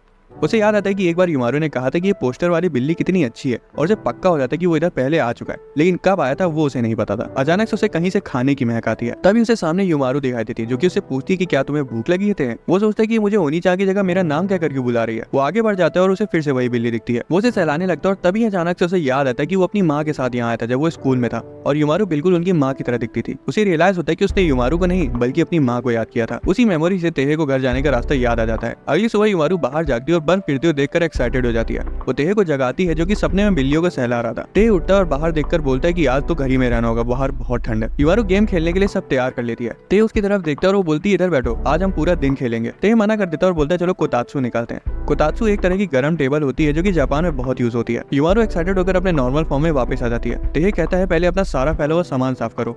वो सारा सामान एक किनारे सरका देती है और टेहे उसे डांट लगाता है कि सबको डिब्बे में डालो। वो सोचते है कि अगर मैं ना होता तो ये पूरे घर को कबाड़ खाना बना के रखती। टेहे फिर सारा कचरा थैली में डाल देता है और युमारू फटाफट सारी किताबें शेल्फ में रख देती है। टेहे फिर पूरे कमरे को वैक्यूम करता है और युमारू को मांगा पड़ते हुए देखकर उस पर चिल्लाने लगता है। फिर युमारू उसके साथ मिलकर टेबल पर कंबल बिछाती है। उसके लगते ही युमारू सीधा उसके अंदर घुस जाती है और उसे लग रहा था कि वो परलोक से धार गई। अचानक उसे कुछ याद आता है और वो अपने कबर्ड के पास भाग के जाती है। वो उसमें से गेम्स, मांगा और कोला निकालती है और बोलती है कि अब आएगा ना पूरा मजा। टेहे भी बोलता है कि उसे उसके अंदर काफी अच्छा लग रहा है लेकिन थोड़ी देर में वो देखता है कि युमारू तो सो चुकी है। उसी वक्त उसे याद आता है कि अगर वो आधी बाहर रही तो उसे ठंड लग जाएगी। उसे बताने की कोशिश करता है लेकिन वो तो पहले खराटे बेचकर सो चुकी थी। इस बीच एविना कोतात्सु के अंदर बैठे संतरे खा रही थी और मोतोबा अपने भाई को भगा रही थी कि जाओ अपने बिस्तर पे जाके सो। शिल्पिन भी खूब मजे से गरम गरम कोतात्सु के अंदर कूद जाती है। इधर शाम हो जाती है और युमारू अभी भी सोई थी और टेहे भी सो गया था। वो दोनों बिल्लियों के साथ खेलने के सपने देख रहे थे। देखते ही देखते 24 दिसंबर आ जाता है। युमारू क्रिसमस की डेकोरेशंस में जुट जाती है। सारी सजावट के बाद वो बोलती है यस आखिरकार क्रिसमस आ ही गया, अब मुझे मिलेंगी स्वीट्स। सभी लोग बाहर क्रिसमस मनाएंगे लेकिन मैं तो घर में ही रहूंगी और मस्त पार्टी करूंगी। फिर वो घड़ी देखती है और टेहे का इंतजार करती है। इस दौरान ऑफिस में टेहे और बोम्बा ओवर टाइम कर रहे थे। बोम्बा काम करते करते पागल हो जाता है और बोलता है अभी तो आधा भी नहीं हुआ है। टेहे उसे इनकरेज करते हैं और बोम्बा कहते हैं कि हम पहले के समय में वापस नहीं जा सकते जब हम फ्री थे। फिर उसे पूछते हैं कि क्या तुम मेरे साथ सेंटा बनोगे। तभी उनकी सुपरवाइजर पीछे से आके बोलती है कि तुम काम चोरी तो नहीं कर रहे। बोम्बा के तो पसीने छूट जाते हैं और वो कहता है नहीं, मैं तो बस थोड़ा सा रेस्ट ले रहा था। फिर वो टेहे की तरफ मुड़ती है और बड़ी प्यार से बोलती है कि मुझे माफ करना, मैंने तुम्हें क्रिसमस के दिन रोका। और बोम्बा जलने लगता है। फिर वो पूछती तुम्हारा कोई क्रिसमस का प्लान है। वो बोलता है नहीं, मैं सीधा घर जाऊंगा। इधर घर पे युमारू फोन चला रही थी और बोर हो रही थी कि टेहे अभी तक नहीं आया। तभी घर की घंटी बजती है और वो दरवाजा खोलती है। वहाँ सैंटा की कॉस्ट्यूम में टेहे होता है जिसके साथ मतोबा भी आई थी। मतोबा उसे क्रिसमस गिफ्ट देती है और टेहे से बात करने लगती है। युमारू गिफ्ट को देखती है और इवीना का मैसेज पढ़ती है जो कि उसे मैरी क्रिसमस विश कर रही थी। वो स्माइल करते हुए मतोबा को गिफ्ट के लिए थैंक्स बोलती है। इस बीच बोम्बा सैंटा की कॉस्ट्यूम में अपने घर जाता है लेकिन देखता है कि उसकी बहन तो घर में है ही नहीं। अब न्यू ईयर आ जाता है। बोम्बा टेहे के साथ न्यू ईयर सेलिब्रेट करने का सोचता है। वो बताता है कि कैसे उसने क्रिसमस में अपनी बहन के लिए वेट किया था लेकिन आखिर में कूटा गया था। इधर युमारू अपने हैमस्टर्स को खाना खिला रही होती है और बोलती कि अगर इवीना अपने परिवार से मिलने नहीं गई होती तो हम सब साथ में रामेन खा रहे होते। बोम्बा पूछता है इवीना कौन है तो युमारू बताती कि वो उसकी दोस्त है। बोम्बा को लगता है कि इवीना भी युमारू की तरह पुद्दूसी होगी। युमारू सोचती है कि उसे मतोबा को भी बुला लेना चाहिए था। फिर वो टीवी में देखते हैं कि पूरे जापान के मंदिर लोगों से भरे हुए हैं। एक लोकल न्यूज चैनल में रिपोर्टर कुछ बोल रहा होता है कि तभी सिल्फिन उससे माइक लेकर सबको हैप्पी न्यू ईयर बोलती है। बोम्बा चैनल बदल देता है जिसमें एक आदमी दूसरे आदमी को थप्पड़ मार रहा था। बाद में बोम्बा टाइम देखता है और 11 बजने वाले थे। वो कुछ लेने जाता है। युमारू पूछती तुम डांस करने जा रहे हो क्या। लेकिन बोम्बा तो ढेर सारी बियर कैंस और खाना लेकर आता है। टे कहता है कि हम बियर नहीं पी सकते क्योंकि युमारू छोटी है, लेकिन युमारू तो अपना बंदोबस्त पहले से कर चुकी थी। वो चिप्स, आइसक्रीम और उनकी बियर से ज्यादा कोला उठा लाई थी। युमारू बोलती कि ये मैंने न्यू ईयर के लिए खासम खास खरीदा था। बोम्बा कहता है कि ये रेड और व्हाइट कोला तो मैं पहली बार देख रहा हूँ। युमारू कहती है तुम इसके पीछे की साइंस अभी नहीं समझ पाओगे। बोम्बा चिकन के साथ चिप्स को पहली बार खाता है और खुश हो जाता है क्योंकि वैसा उसने पहले कभी नहीं खाया था। टेहे युमारू से सब्जियां खाने को बोलता है और युमारू बोलती है काहे चिंता कर रहे हो, खा लूंगी। युमारू फिर आइसक्रीम खाती है और बोलती है वो बहुत टेस्टी है। बोम्बा अपनी बियर खोलता है और युमारू अपनी कोला पीती है और दोनों साथ में चिल्लाते हैं आज तो मजा आ गया। फिर युमारू आइसक्रीम खत्म करती है और टेहे दोनों को देख कर स्माइल करते हुए अपनी बियर पीता है। बाद में जब टेहे बोम्बा के साथ बात कर रहा था तब वो देखते ही कि युमारू सो गई। सपने में वो देख रही थी कि कैसे इस साल उससे सबके साथ मस्ती की। बोम्बा पूछता है कि क्या हमें इसे न्यू ईयर के लिए उठाना चाहिए, लेकिन टेहे कहता है नहीं, सोने दो इसे। नया साल लग जाता है और दोनों बियर पीते हुए उसे सेलिब्रेट करते हैं। अगले दिन युमारू मस्त आराम से अपना गेम खेल रही होती है। टेहे अंदर आता है, उसके पास जाता है और एकदम सीरियस टोन में पूछता है तुम्हें याद है तुमने क्या प्रॉमिस किया था। युमारू पूछती कौन सा प्रॉमिस। टेहे उसे याद दिलाता है कि नवंबर में उसने कमरे को साफ रखने का प्रॉमिस किया था और कहा था कि ये साल तो खत्म ही होने वाला है, मैं पक्का अगले साल से पूरा कमरा साफ रखूंगी। युमारू को अचानक से याद आता है और वो कहती है अरे ये मैंने क्या कर दिया, अगला साल तो शुरू हो चुका है। टेहे डरावनी आवाज में बोलता है अच्छा अब तुम्हें याद आया।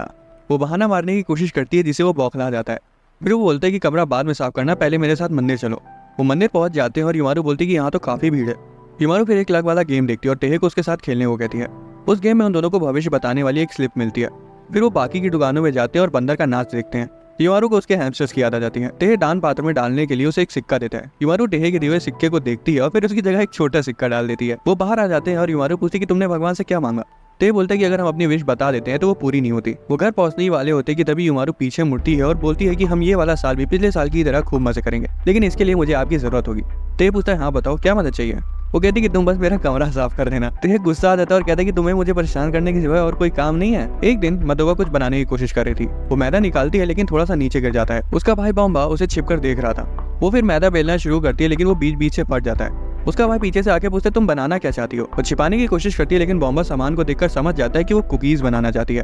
वो पूछता है अरे मेरे को तो बताओ किसके लिए बना रही हो। वो उस पर चिल्ला देती कि चुप रहो। ये सुनते ही वो थोड़ा सा गुस्सा हो जाता है और वहाँ से चला जाता है। बाद में वो कुकीज बेक करने के लिए ओवन में रख देती है और रेसिपी बुक पढ़ते हुए सोचती कि युमारू कैसा रिएक्ट करेगी जब उसे कुकीज देगी। वो सोचती ही रह जाती है और इधर सारी कुकीज जल जाती है। वो कमारू के लिए नई कुकीज बनाना शुरू करती है और जली हुई कुकीज को पन्नी में रख देती है। दूसरी कुकीज को बेक करने के बाद वो कहती है कि ये तो बहुत अच्छी लग रही है। वो उन्हें रखने के लिए पन्नी लेने जाती है। ये सोचती है कि कमारू को वो पसंद आएंगी।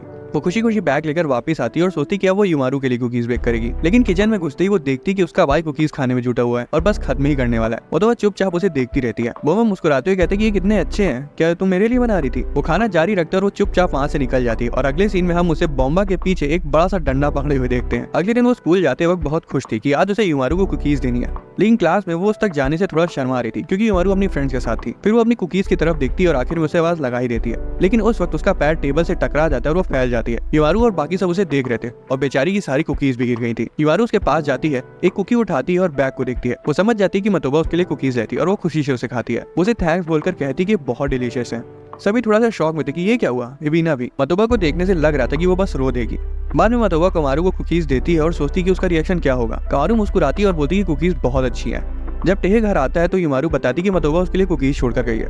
इधर जब मतोबा घर पहुंचती है तो उसे रियलाइज होता है कि वो टेहे को जले हुए कुकीज दे आई, क्योंकि सही वाले तो उसकी टेबल पर रखे थे। अगले दिन इवीना मॉल जाती है और वहाँ उसे घर में बनी मिठाइयों की एक दुकान दिखती है। बाद में वो युमारू को इन्वाइट करती है और बताती है कि वो चॉकलेट बनाने के लिए सामान लाई है। युमारू रेसिपी देखती है लेकिन इतना सारा काम देखकर दुखी हो जाती है। वो बुक को रख देती है और इवीना से कहती है कि वो अभी आई। युमारू ऊपर जाकर टेहे को ले आती है और बोलती है कि ये खाली पड़ा होता है इसलिए मैं इसे भी साथ ले आई। टेहे पूछता है आखिर काम क्या है। युमारू बोलती है चॉकलेट्स बनाने में मेरी मदद करो। इवीना तो बेचारी शर्म से पूरी लाल पड़ जाती है। टेहे पूछता है मेरे यहाँ होने से तुम्हें कोई दिक्कत तो नहीं है। वो शर्माती है और बोलती नहीं नहीं प्लीज यहीं रहो, मुझे कोई दिक्कत नहीं है। टे फिर किचन की तरफ जाता है। इवीना उसे देखती है और अचानक से टे पगला जाता है। वो इवीना के पास जाता है और एक्साइटेडली उसके कंधे पर हाथ रखता है। वो उसे किनारे करता है और किचन में रखे 2 फुल साइज फ्रिज को देखता है। असल में वो उसके किचन को देखकर बहुत ज्यादा हैरान था, क्योंकि वो एकदम टीवी शोज के किचन की तरह लग रहा था। अब टेहे ने चॉकलेट बनाने के तरीके के बारे में बताता है। सबसे पहले उसे काटना, फिर उसे मेल्ट करना और आखिर में उसे शेप देना। वो दोनों बोलती बस इतना ही। टेहे बताता है कि अगर तुम चाहो तो मेल्ट करने के बाद चॉकलेट में थोड़ी सी कड़चाहट भी डाल सकती हो, फिर उस पर सिरप डाल दो तो वो गनाश की तरह लगेगा। इवीना कहती है तो सुनने में बहुत डिलीशियस लग रहा है। वो आगे बोलता है कि उसमें फ्रेश क्रीम डाल दो तो वो चॉकलेट ट्रफल्स बन जाएगा। ये सुनकर तो युमारू के मुंह में पानी आ जाता है। फिर टेहे सबसे जरूरी बात बताता है कि जिसके लिए भी चॉकलेट्स बना रही हो उसके लिए उसमें फीलिंग्स डालना मत भूलना। युमारू को वो समय याद आता है जब इवीना ने कहा था कि उसे चॉकलेट्स बनानी है, और वो सोचती कि आखिर वो किसके लिए चॉकलेट्स बनाना चाहती है। टेहे फिर उन्हें चॉकलेट की हिस्ट्री बताना शुरू करता है और युमारू सोचती कि लो शुरू हो गया इसका बोरिंग लेक्चर। इवीना तो टेहे के लिए चॉकलेट में फीलिंग्स मिक्स करने के बारे में सोचकर ही शर्मा रही थी। अब वो चॉकलेट्स बनाना शुरू कर देते हैं। इवीना उसे कट करती है और फिर वो सब मिक्स करते हैं। युमारू उसमें कुछ क्रंचीज भी डालती है और आखिर में उसे फ्रिज में रख देते हैं। जब वो पूरी तरह से बनकर तैयार हो जाती हैं, तब इवीना जिसको देना है उसका नाम लिखती है। वो डियर तो लिख लेती है, लेकिन जब टेहे का नाम लिखने की बारी आती है तब वो हड़बड़ाने लगती है कि कहीं उसे पता न चल जाए कि वो उसे पसंद करती है। युमारू की चॉकलेट्स भी रेडी हो चुकी थी और टेहे पूछता है कि तुमने इसमें क्या मिलाया था। वो बोलती है राइस क्रैकर्स, और वो आपस में बात करने लगते हैं। इधर बेचारी इवीना कंफ्यूज थी कि वो टेहे का नाम उस चॉकलेट पर कैसे लिखे, लेकिन जैसे तैसे वो नाम लिख देती है और कहती है कि मेरी चॉकलेट्स तैयार हैं। वो दोनों शौक थे कि उसने खुद के लिए चॉकलेट्स बनाई है, क्योंकि उसने अपना नाम लिखा था। युमारू कहती है कि मेरी चॉकलेट्स भी रेडी हैं, और दोनों साथ बैठकर उन्हें मजे से खाती हैं। अगले दिन युमारू को टीएसएफ से कॉल आता है, जो कि और कोई नहीं बल्कि सेल्फी ने किया था। वो उसे तुरंत आने को बोलती है। युमारू ईएमआर में बदलकर दौड़ के उससे मिलने जाती है। वो उसे एक एनिमे की दुकान में मिलती है, जहाँ उसने लिमिटेड एडिशन की डीवीडी उसके लिए बचा के रखी थी। फिर वो उस दुकान में घूमती है। अचानक से सिल्फिन को उस एनिमे का मर्चेंडाइज दिखता है जो उसका फेवरेट एनिमे है। युमारू कहती है चलो आगे चलते हैं, देखते कि और क्या क्या है यहाँ पर, और सिल्फिन एक्साइटेड हो जाती है। सबसे पहले वो बिल्लियों के क्यूट क्यूट खिलौनों को देखते हैं। फिर युमारू एक सुपर हीरो की तरह पोज मारती है और सिल्फिन फिश मास्क लगाती है। वो एक दूसरे को अलग अलग कॉस्प्ले ड्रेस में इमेजिन करने लगती हैं। उन्हें वो शॉप काफी पसंद आ रही थी। अचानक से सिल्फिन को उसका भाई दिख जाता है और वो छिप जाती है और कहती कि हे भगवान, आपका लाख लाख शुक्र है कि उसने मुझे देखा नहीं। बाद में वो बाहर बैठती है और बातें करती कि कैसे उन दोनों को ये एनिमे कितने पसंद है। सिल्फिन बताती कि मेरा भाई भी एनिमे का बहुत बड़ा फैन है। युमारू बोलती तो फिर तो तुम दोनों घर में साथ बैठकर एनिमे देखते होगे। सिल्फिन बोलती नहीं, मैं अकेले देखती हूँ। अपने भाई की नजरों में मैं बहुत सीधी लड़की हूँ। अगर उसने मुझे एनीमे देखते हुए पाया तो वो मेरे लिए काफी शर्मनाक बात होगी। युमारू देखती कि सिल्फिन पूरी लाल पड़ चुकी है। उसे याद आता है कि इतना शर्माई वो तब थी जब उनका कंपटीशन था। युमारू से बताती कि उसका भी एक बड़ा भाई है जिसे कुकिंग का बहुत शौक है। सिल्फिन अचानक से बहुत खुश हो जाती कि वो दोनों तो बहनें हुई, क्योंकि वो भी बिल्कुल युमार की तरह है। वो युमारू को एडवाइस करती है कि उसे भी कुकिंग सीखनी चाहिए और खाना बनाने में अपने भाई की मदद करनी चाहिए। वो टाइम देखती है और बाय बोलकर वहाँ से निकल जाती है। उसके जाने के बाद युमारू अपना मास्क उतारती है और मुस्कुराती है और याद करती कि अब वो सिर्फ गेमर्स नहीं है बल्कि बहनें भी हैं। रात में टेहे युमारू को बोलता है कि मैं डिनर बनाने जा रहा हूँ। फिर वो किचन में अपना काम करने लगता है। अचानक से युमारू वहाँ टपक पड़ती है और बोलती कि आज मैं भी तुम्हारी मदद करूंगी, जिससे टेहे शॉक्ड हो जाता है। अगले दिन युमारू तैयार व्यार होकर टेहे से कहती है कि मैं बाहर जा रही हूँ। हम देखते हैं कि मतोबा भी उसी वक्त अपने घर से निकल रही है। युमारू तो गली में मुड़ जाती है और जस्ट तभी मतोबा उसके घर पहुंचकर कांपते हुए घंटी बजाती है। टेहे दरवाजा खोलकर उसे अंदर आने को कहता है और बताता है कि कमारू तो जस्ट अभी निकली है। मतोबा इतनी नर्वस थी कि उसके हाथ कांपना बंद ही नहीं कर रहे थे। वो बोलता है कि तुमने उसे बताया तो था ना कि तुम आ रही हो। वो बोलती नहीं, मैंने नहीं बताया था। ते कहता है कि वो जो कुकीज तुमने दी थी वो काफी अच्छी थी, लेकिन मतोबा कहती है कि मैंने तो तुम्हें धोखे से जली हुई कुकीज दी थी, तो तुम कैसे कह सकते हो कि वो अच्छी थी। ते सुनकर दंग रह जाता है, क्योंकि उसे नहीं लगा था कि वो सीधा सीधा बोल देगी। वो जाने के लिए खड़ी हो जाती है और ऐसा लग रहा था कि वो उसे कूद डालेगी कायदे से, लेकिन फिर वो बैठ जाती है। माहौल काफी ऑकवर्ड हो जाता है और टेहे सोचता है कि युमारू कब तक वापस आएगी। चुप्पी तोड़ने के लिए वो कुछ बोलने जाता है, लेकिन मतोबा इतनी डर जाती है कि वो कूद कर कबर्ड को फेस करके बैठ जाती है और टेहे बेचारा सहम जाता है। लेकिन फिर तो थोड़ी देर में वापस आ जाती है। शाम हो चली थी और युमारू अभी तक नहीं आई थी। अचानक से मतोबा कहती है कि मैंने धोखे से आपको जली हुई कुकीज दे दी थी, मुझे माफ करना। टेहे को तब जाके समझ आता है कि वो सुबह से इसलिए अजीब बर्ताव कर रही थी क्योंकि वो बहुत शर्मिंदा थी। बाद में हम देखते कि युमारू दरवाजे से झांक रही है, क्योंकि उसे पता था कि लेट होने की वजह से आज वो कूटी जाने वाली है। उसी वक्त टेहे उसे देख लेता और कहता तुम आ गई। जैसी वो अंदर आती है टेहे उसके पास आता है और उसे कायदे से सुनाने की फिराक में था। खुद को डांट से बचाने के लिए वो मतोबा के पास भाग जाती है और कहती है मेरी प्यारी दोस्त तुम कब आई, और फिर उससे बतियाने लगती है। एक रात टेहे घर बहुत देरी से आता है। वो देखता है कि युमारू रोज की तरह आसपास कचरा फैलाकर खराटे बेच के सो रही है। वो देखता है कि टेबल पर एक पुडिंग रखी है। अगली सुबह युमारू उठती है और पूछती कि क्या तुमने मेरी पुडिंग खाई। वो कहता नहीं। युमारू तो बावली हो जाती है, पूरे कमरे में लोट पोट करके हुड़दंग मचाने लगती है कि अगर तुमने नहीं खाई तो मेरी पुडिंग गई कहाँ? भगवान के फरिश्ते आके उसे निकल गया क्या? बताओ मुझे। टे कहता है भुक्कड़ तो तुम हुई, तुम ही खा ली होगी। तभी टे को रियलाइज होता है कि वो ऐसे ही उस पर इल्जाम नहीं लगा सकता, उसे कोई पुख्ता सबूत चाहिए उसके खिलाफ, और वो फैसला करता है कि वो इस पुडिंग मिस्ट्री को सुलझा कर रहेगा। युमारू कटघरे में खड़ी होकर कहती कि मैं तो उसे खाने से पहले ही सो गई थी। वो हैमस्टर्स को जज बना देते हैं और टे प्रोसिक्यूटर बनकर उसे सवाल करता है। वो बताती कि सोने से पहले मैंने कोला और स्नैक्स खाए थे। टे कहता है इसका मतलब तो तुमने ही वो खाई है। युमारू कहती रुको रुको, मेरी बात तो सुनो पूरी। मैं हमेशा पुडिंग खाने से पहले चिप्स को खत्म करती हूँ, लेकिन जैसा कि तुम देख सकते हो चिप्स का पैकेट अभी भी भरा हुआ है। टे को रियलाइज होता है कि हाँ वो सच तो बोल रही है। फिर वो बोलती कि तुम कल बहुत थके हुए थे, हो सकता है थकावट के कारण तुम पुडिंग देखकर ललचा गए हो और तुमने वो खा ली। टे कहता है चलो फिर से पुडिंग खाते हैं, शायद उसे खाते वक्त हमें रात का कुछ याद आ जाए। वो किचन में जाता है और पुडिंग बनाना शुरू कर देता है। माइक्रोवेव करने के बाद वो उसे फ्रिज में रख देता है और थोड़ी देर ठंडा होने देता है। तैयार हो जाने के बाद वो उसे लेकर युमारू के पास आता है और बोलता है कि चलो पुडिंग रेडी हो गई है, बैठकर खाते हैं इसे। युमारू उसके पास जाती है और जैसे ही पहला निवाला उसके मुंह में जाता है उसे सब याद आ जाता है। वो बताती कि जब कल रात टे घर आया था तब उसने पुडिंग को देखकर बोला था कि मैं इसे फ्रिज में रखने जा रहा हूँ, जिसके बाद वो उठी और बोली रहने दो, मैं इसे अभी खत्म कर दूंगी। टे कपड़े बदल रहा था और वो बोलती कि क्या तुम मेरे लिए घर पर पुडिंग बनाओगे कभी? टे को भी सब कुछ याद आ जाता है और वो बोलते कि तुमने ही पुडिंग खाई थी ना। युमारू तुरंत सती सावित्री बन के बात को पलट देती है और कहती है कि ये पुडिंग आपने जो बनाई है वो बहुत टेस्टी है। अगले सीन में हम देखते हैं युमारू वीडियो गेम खेलते खेलते सो गई और टे उसे देखते हुए खुद से बोलता है कि मैंने इसे कितनी बार कहा अपने बेड पर सोया करो। अचानक से युमारू चीखती है और पता चलता है कि उसे बुखार चढ़ गया है। वो रोते हुए कहती है कि मेरा सिर दर्द कर रहा है, लेकिन फिर किकियाती कि अब टोनी चाचा दिन भर मुझे पैम्पर करेंगे। लेकिन अगले ही पल वो चिल्लाने लगती है कि मुझे अकेला छोड़कर मत जाओ, क्योंकि टेहे काम पर जा रहा था। जाने से पहले वो कहते कि तुम गेम खेलने में इतना मगन थी कि एसी ऑन करके ही सो गई, अब इसका खामियाजा भी तुम्हें ही भुगतना पड़ेगा। युमारू उसकी डांट से बचने के लिए मुंह मोड़ लेती है। उसके जाने के बाद युमारू चिड़चिड़ा सा चेहरा बनाते हुए कहती है कि मुझे ओनीचा से नफरत है। फिर वो पसर जाती है और लौटते हुए रिमोट की तरफ जाती है और टीवी ऑन करके देखने लगती है। अगले दिन युमारू जागती है और खुशी के मारे तकिया हवा में फेंक देती है और कहती है कि मेरा बुखार ठीक हो गया। मेरे अंदर का वायरस भी इतना आलसी था कि ज्यादा देर टिक ही नहीं पाया और हार ही मान गया। फिर वो नाचना शुरू कर देते, लेकिन तभी टेहे उठता है और बोलता है कि मेरा सिर दर्द कर रहा है। युमारू नाचना बंद कर देती है और उल्टा होकर खड़ी हो जाती है। वो उस पर कूद पड़ती है और बड़े मजे से बोलती है कि तुम्हें बुखार चढ़ गया है। वो उसका टेम्परेचर चेक करती है और उसे युमारू से भी तेज बुखार चढ़ा था। वो अपने परफेक्ट फॉर्म में वापस आ जाती है और टेहे के ऑफिस में कॉल करके कहती कि आज वो छुट्टी पर रहेगा। बाद में जब टेहे बिस्तर पर लेटा हुआ था तब युमारू सार्कास्टिकली कहती कि आज मैं तुम्हारी अच्छे से सेवा करूंगी। वो खड़ी हो जाती है और कहती कि सबसे पहले मैं थोड़ी शॉपिंग करूंगी। जाने से पहले वो कहती है आराम से रहना, चिंता करने की कोई जरूरत नहीं है। टेहे उसे देखता और सोचता कि अब इसके दिमाग में क्या खिचड़ी पक रही है। युमारू स्टोर तक पहुंच जाती है और सभी उसे हर बार की तरह घूर रहे थे। वो रुकती है और हॉट सॉस उठाती है और सोचती कि मैं ओनी चार के लिए कड़वा सूप बनाऊंगी और मुझे बुखार में अकेला छोड़ने का बदला लूंगी। फिर वो हरी प्याज लेती है और याद करती कि इसे बीमार के पिछवाड़े में डालने से उसका सारा बुखार उतर जाता है। सारी शॉपिंग करने के बाद वो खुशी खुशी घर वापस जाती है, लेकिन घर पर टेहे की हालत को देखकर वो एकदम सहम जाती है। युमारू अपने छोटे फॉर्म में वापस आ जाती है और फूट फूट कर रोने लगती है। वो बहुत ज्यादा घबरा गई थी और कहती कि टेहे मेरे साथ मजाक मत करो। उसे लगता है कि उसका वायरस ओनी चान को पकड़ लिया, जिस वजह से उनकी हालत इतनी खराब हो गई। इधर टेहे बेचारा बुखार से जूझ रहा था तो वहीं युमारू फैसला करती है वो खुद ही उन वायरस को मारेगी और हरी प्याज लेकर उस पर कूद पड़ती है। वायरस बोलते चलो साथ मिलकर इससे लड़ते हैं, लेकिन वो एक एक करके सबका काम तमाम कर देती है। शाम को टेहे की आंख खुलती है और वो उस हरी प्याज को देखता है। फिर युमारू को देखता है जो कि उसके बगल में सो रही थी और उसे याद आता है कि जब वो बुखार में उसे अकेला घर में छोड़ के गया था तब उसने कैसे अपना मुंह फुला लिया था। युमारू भी उठ जाती है और टेहे उसे उसका ध्यान रखने के लिए शुक्रिया कहता है और युमारू स्माइल करती है। उस रात युमारू कहती है क्या घास फूस उबाल के दे दिया मुझे। टेहे कहता है एक तो मैंने बीमारी में तुम्हारे लिए खाना बनाया, ऊपर से तुम मुझे नखरे दिखा रही हो, चुपचाप जो बनाए खा लो। वो खाना शुरू करते हैं लेकिन टेहे नोटिस करता है कि वो हरी मिर्चा साथ में नहीं खा रही है। वो कहता है कि मुझे पता है कि तुम्हें हरी सब्जियां खाना बिल्कुल पसंद नहीं, इसलिए मैंने इन्हें छोटे छोटे पीसेस में काट दिया है। युमारू कहती है इसमें तो बहुत मेहनत लगी होगी ना, एक काम करना अगली बार से इन्हें बनाना ही मत। लेकिन फिर वो डांट खाती है उससे, ना चाहते हुए भी उसे एक मिर्ची उठाकर खानी पड़ती है। बाद में टेहे को युमारू की सारी बची हुई मिर्चें फ्रिज में रखनी पड़ती हैं। अगले दिन लंच लेते वक्त युमारू पूछती है इसमें तुमने मिर्चियां तो नहीं रखी हैं, और वो बोलते नहीं मैंने नहीं रखी। स्कूल में लंच पीरियड में युमारू वीना के साथ बैठती है और शिल्पी नाचते उनके बगल से गुजरती है। बात करते वक्त युमारू बताती कि मेरा भाई तो खाने में बहुत नखरे दिखाता है, लेकिन सच्चाई तो ये थी कि टेहे उसे उल्टा बोलता है कि खाने में नखरे मत दिखाया करो। मतोबा उन्हें देख रही थी और उनके साथ बैठकर खाने के बारे में सोच रही थी, लेकिन शर्म के मारे वो अकेले ही खाना शुरू कर दी। जैसे ही युमारू अपना लंच बॉक्स खोलती है उसका मुंह फूल जाता है क्योंकि टेहे ने खाने में हरी मिर्चा मिला दी थी। वीना कहती हैमबर्गर में मिर्ची, इसको बनाने में तो बहुत समय लगता है। युमारू को याद आता है कि टेहे भी सेम यही कह रहा था कि उसे उसके लिए खाना बनाने में बहुत समय लगता है क्योंकि उसके नखरे ही इतने रहते हैं। उसे बुरा लग रहा था कि वो खाने के लिए कितनी कंप्लेंट्स करती है। रात में जब टेहे घर आता है तब युमारू घूमते उसके चेहरे पर कूद पड़ती है।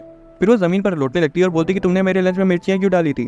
वो कहता है तुम्हें पता है ना उसे बनाने में कितना एक्स्ट्रा काम करना पड़ता है। वो कहती है मुझे पता है, अगली बार से मिर्चियां ऐसी ही रख देना, मैं खा लूंगी। अगले दिन युमारू अपना फेवरेट शो देख रही थी। वो चिप्स खाते हुए मजे से एंजॉय कर रही थी। फिर वो लौटने लगती है और सोचती कि मेरी जिंदगी कितनी अच्छी है, लेकिन जिंदगी से बेचारी की 2 पल की खुशी बर्दाश्त नहीं हुई और वो खुली हुई बोतल से टकरा गई। उसके गिरने से पहले वो बोतल को पकड़ने की कोशिश करती है, लेकिन वो डेस्क के नीचे जाके फैल जाती है। वो उसे पूछती है, उस डिवाइस को निकालती है जिस पर कोला गिरी थी। तभी उसे कुछ तगड़ा रियलाइजेशन होता है। वो तुरंत कंप्यूटर पर ब्राउजर खोलती है, लेकिन उसमें नो इंटरनेट कनेक्टिविटी दिखा रहा था। वो पगला जाती है क्योंकि उसे समझ आ गया था कि जिस डिवाइस पर कोला गिरी है वो इंटरनेट राउटर था। वो चिल्लाती कि अब मैं क्या करूँ। उसी वक्त उसे एक आइडिया आता है कि मैं गूगल से जाके इसका सोल्यूशन देख लेती, लेकिन उसे याद आता है कि उसके लिए भी तो इंटरनेट की जरूरत पड़ेगी।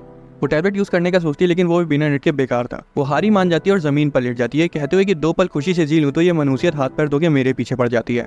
उसे रियलाइज होता है कि हर चीज के लिए नेट की जरूरत पड़ती है। यहाँ तक कि जो वो गेम खेलती है उसमें भी मल्टीप्लेयर के बिना कोई मजा नहीं आता। उसे ऐसा लग रहा था कि वो किसी जेल में आ गई जो बाहरी दुनिया से कटा हुआ है। जब तेहे और बोम्बा आते हैं तो हिमारू को देखकर शॉक हो जाते हैं। सारा कुछ समझने के बाद टेहे मैनुअल पढ़ता है और बताता है कि इस राउटर को रिपेयर के लिए भेजना पड़ेगा। हिमारू बेचारी चुपचाप उदास होकर बैठी थी। बोम्बा उसे मास्क पहनकर हंसाने की कोशिश करता है, लेकिन कोई फायदा नहीं होता। लेकिन जब टेहे उसे पहनता है तो दोनों हंस के पागल हो जाते हैं। बाद में तीनों बैठकर ताश खेलते हैं और हिमारू कार्ड्स हवा में फेंककर कहती कि मैं गेम जीत गई। हिमारू बहुत खुश थी और टेहे उसे देखकर स्माइल करता है। अगले दिन हिमारू एक मांगा कैफे में आती है, जहाँ पर कई सारे कंप्यूटर्स, एक बड़ी सी लाइब्रेरी और ड्रिंक्स कॉर्नर था। हिमारू सोचती कि वो यहाँ अपना समय कैसे काटेगी, खासकर अब जब टेहे ने घर पर नेट ना होने की वजह से उसे पैसे दिए हैं। वो अपने लिए एक पर्सनल कैबिन रिजर्व कर लेती है और देखती कि आसपास कई सारे प्राइवेट रूम हैं, जहाँ वो आराम से बैठकर नेट चला सकती है। वो कहती है ऐसा लग रहा है कि मैं अपने खुद के एक छोटे से कासल में हूँ। वो अपनी पसंद की मांगा लेने के लिए लाइब्रेरी जाती है। कुछ देर बाद वो कोला और कई सारी मांगा लेकर वापस आती है और अपनी हैमस्टर हुडी पहन लेती है ताकि उसे घर जैसी फील आए। वो रिमोट से मसाज चेयर को भी स्टार्ट कर देती है। वो मांगा पढ़ती है और वो फीलिंग उसके लिए बहुत रिलैक्सिंग थी। कई घंटे बीत जाते और अब उसे अपने घर की याद आना शुरू हो गई थी। वो काउंटर पर जाती है और एम्प्लॉय पूछता है कि क्या आपको समय से पहले निकलना है। वो कहती है हाँ, और फिर दौड़ के घर जाने लगती है। घर पर वो अपनी हुडी डाल लेती है और अपने यूजुअल छोटे फॉर्म में वापस आ जाती है और कुत्ते कुत्ते अपने भाई को बुलाते हुए रूम की ओर जाने लगती है। अगले सीन में हिमारू कुछ फ्लायर्स देख रही थी और टेहे साफ सफाई कर रहा था। अचानक से एक पिज्जा के फ्लायर को देखकर उसकी आंखें चमक उठती हैं। वो कहती है ओनीचा चलो आज लंच के लिए पिज्जा मंगाते हैं। उसी वक्त घंटी बजती है और टेहे दरवाजा खोलता है और हिमारू अपने परफेक्ट फॉर्म में उसके पीछे खड़ी थी। इबीना उनसे मिलने आई थी। वो बताती कि वो चावल लाई जो कि उसके पेरेंट्स ने गाँव से भेजे हैं।